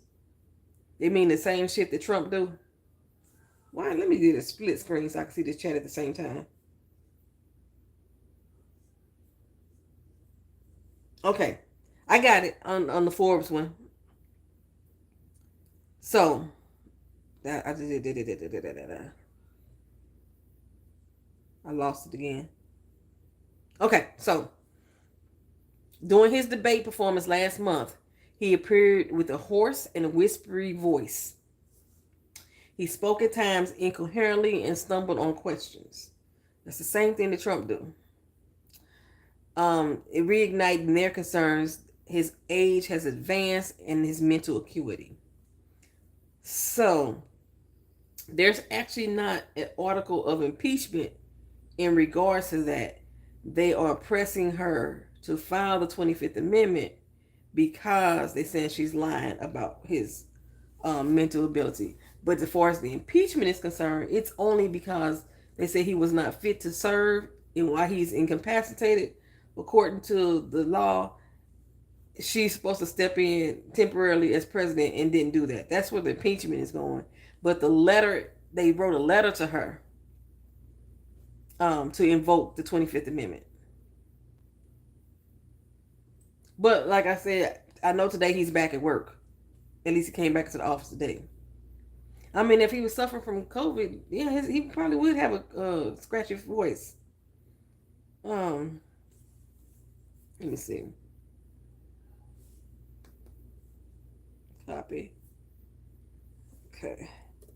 That's the article that TR was talking about. So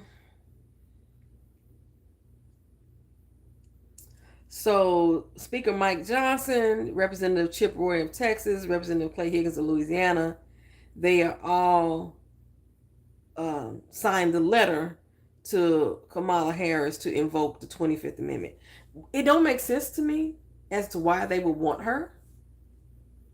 Because if she goes into office right now in these last 6 months,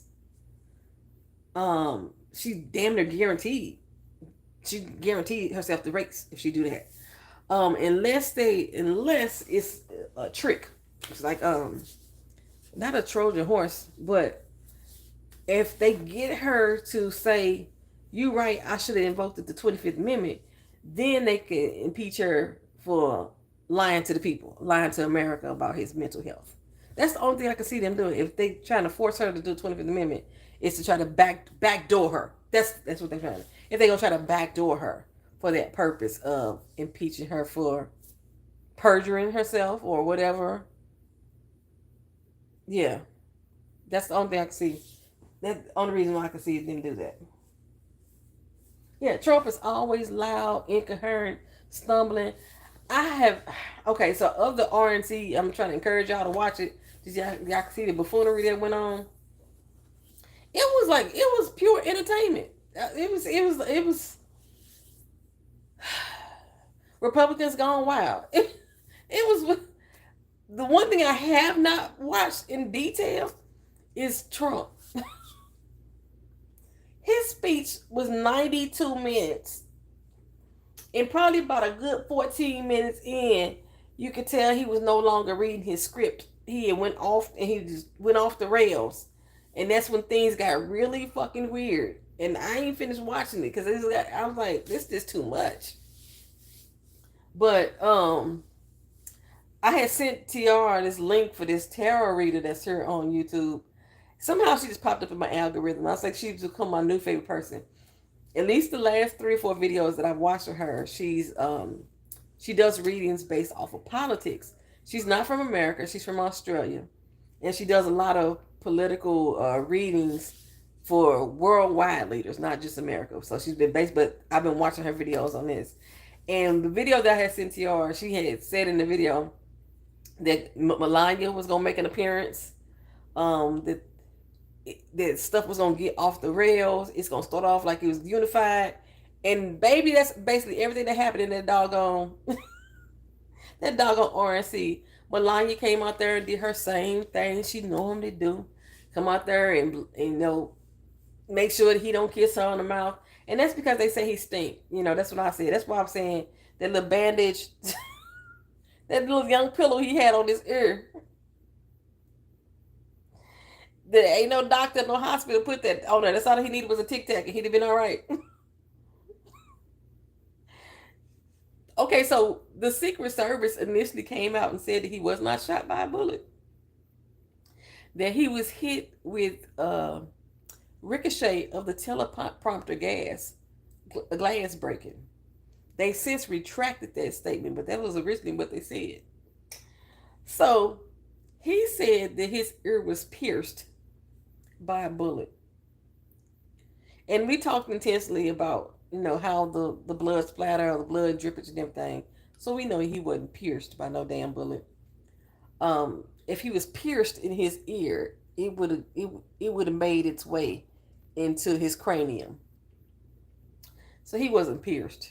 The bullet wasn't lodged in his ear. It wasn't, so he was nicked. I ain't even gonna say grazed. He was nicked. I'm not laughing. I'm laughing at something else.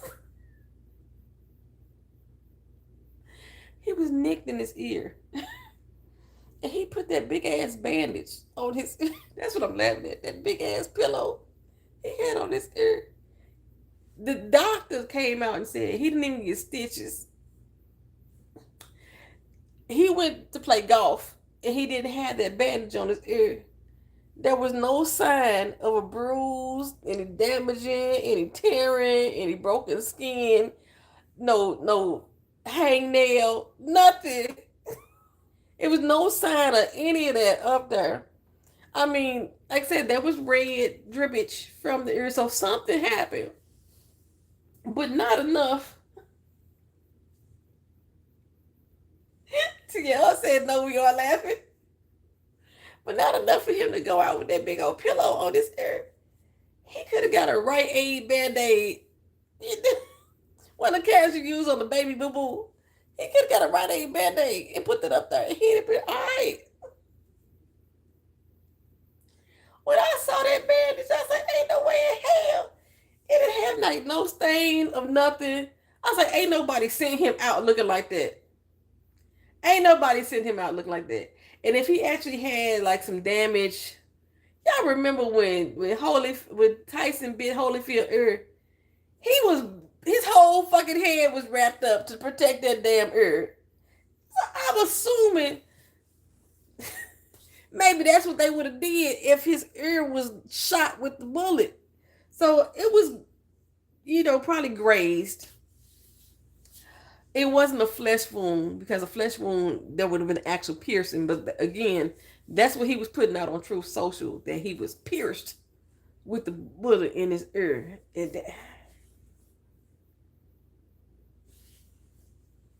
Nah, bro, that didn't happen. So, bye, Anna. Have a good night. I'm gonna have to give her too, only because I forgot I came from my charger and I was gonna leave my phone going until I could charge the battery up. But okay, so I hope that we was able to go through some of these the VP picks. And I meant to ask before I moved on, who do y'all think is the best choice out of all these people that we talked about? I'll go back through them briefly. Like I said, Wes Moore said he's not interested in the job. Governor Newsom can't do it because he's from California and she's from California. Gretchen Whitmer said she didn't want the job and she don't want to do it either. Andy Beshear, the 46-year-old from Kentucky, what was he? It was one thing that, his biggest issue that I took note of was that he didn't support the assault weapons ban, but he was pretty much on board with a lot of the main topics that the Democrats are fighting for. You think Shapiro is your favorite, TR says. Pete Buttigieg, 42. Very strong in his state. He has won every particular political race he's ever entered. I love to hear him do interviews. He turns the Republicans new assholes every time he opens his mouth. But he is an openly gay man, and I don't believe they're going to put him on the ticket, but I like Pete. Roy Cooper was another 67-year-old from North Carolina. Heavily championed on abortion rights and Medicaid.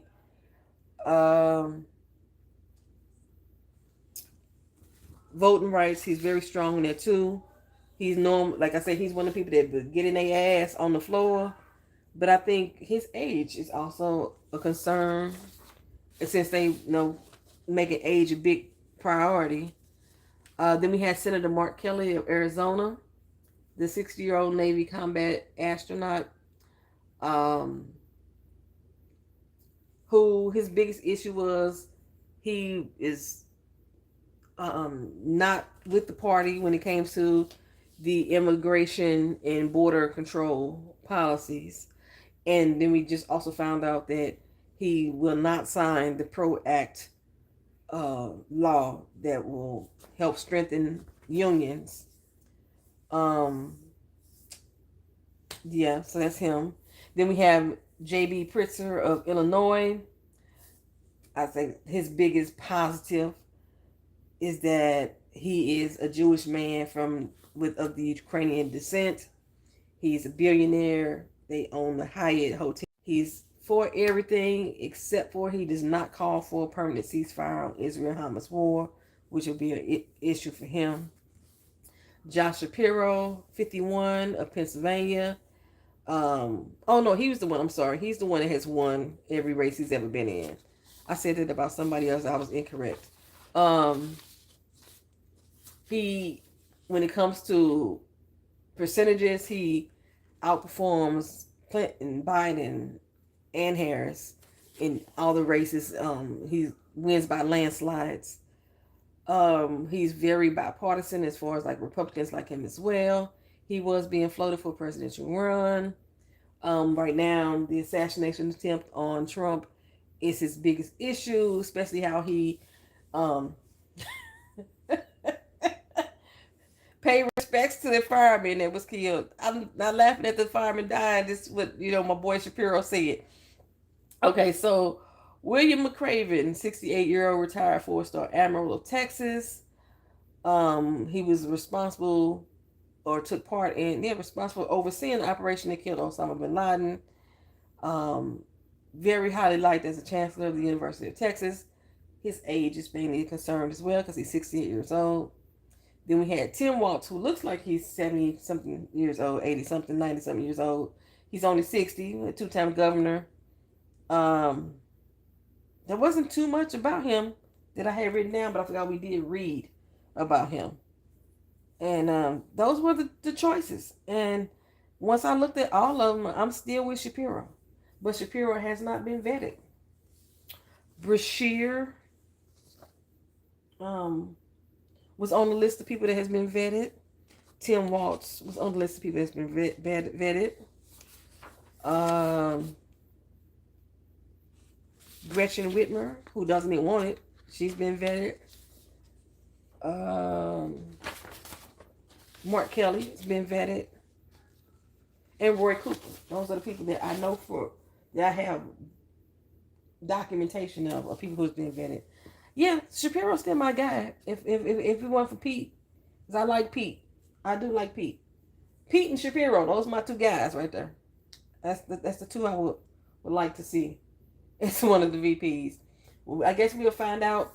Oh, I'm looking down there. I guess we'll find out sometime around August 7th or before who her selection is and how strong or weak that'll make the ticket. Yeah. Thank y'all for being here. Thank y'all for listening. Thank y'all for dealing with me and my live stream. I'm going to have to figure this stuff out before the next one.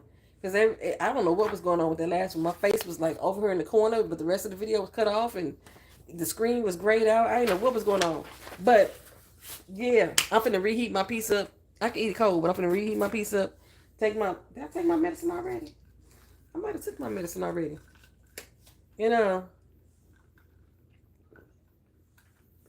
Watch Game of Thrones or House of the Dragon. I started watching it, but I didn't finish it. All this stuff popped up. I'm going to try to get y'all the video by Wednesday or Thursday for the House of the Dragons. I got a lot to do tomorrow. Yeah, we'll find out soon. And if you miss, well, not even if you miss it, but August 19th is the Democratic National Convention. It's a 3-day convention. It's going to be held in Chicago, Illinois. So we're looking forward to that as well. Hear all the little speeches that's going to be given by everybody that's going to be praising Kamala. And yeah, I'll see y'all in the next video. Thank y'all for being here. Peace.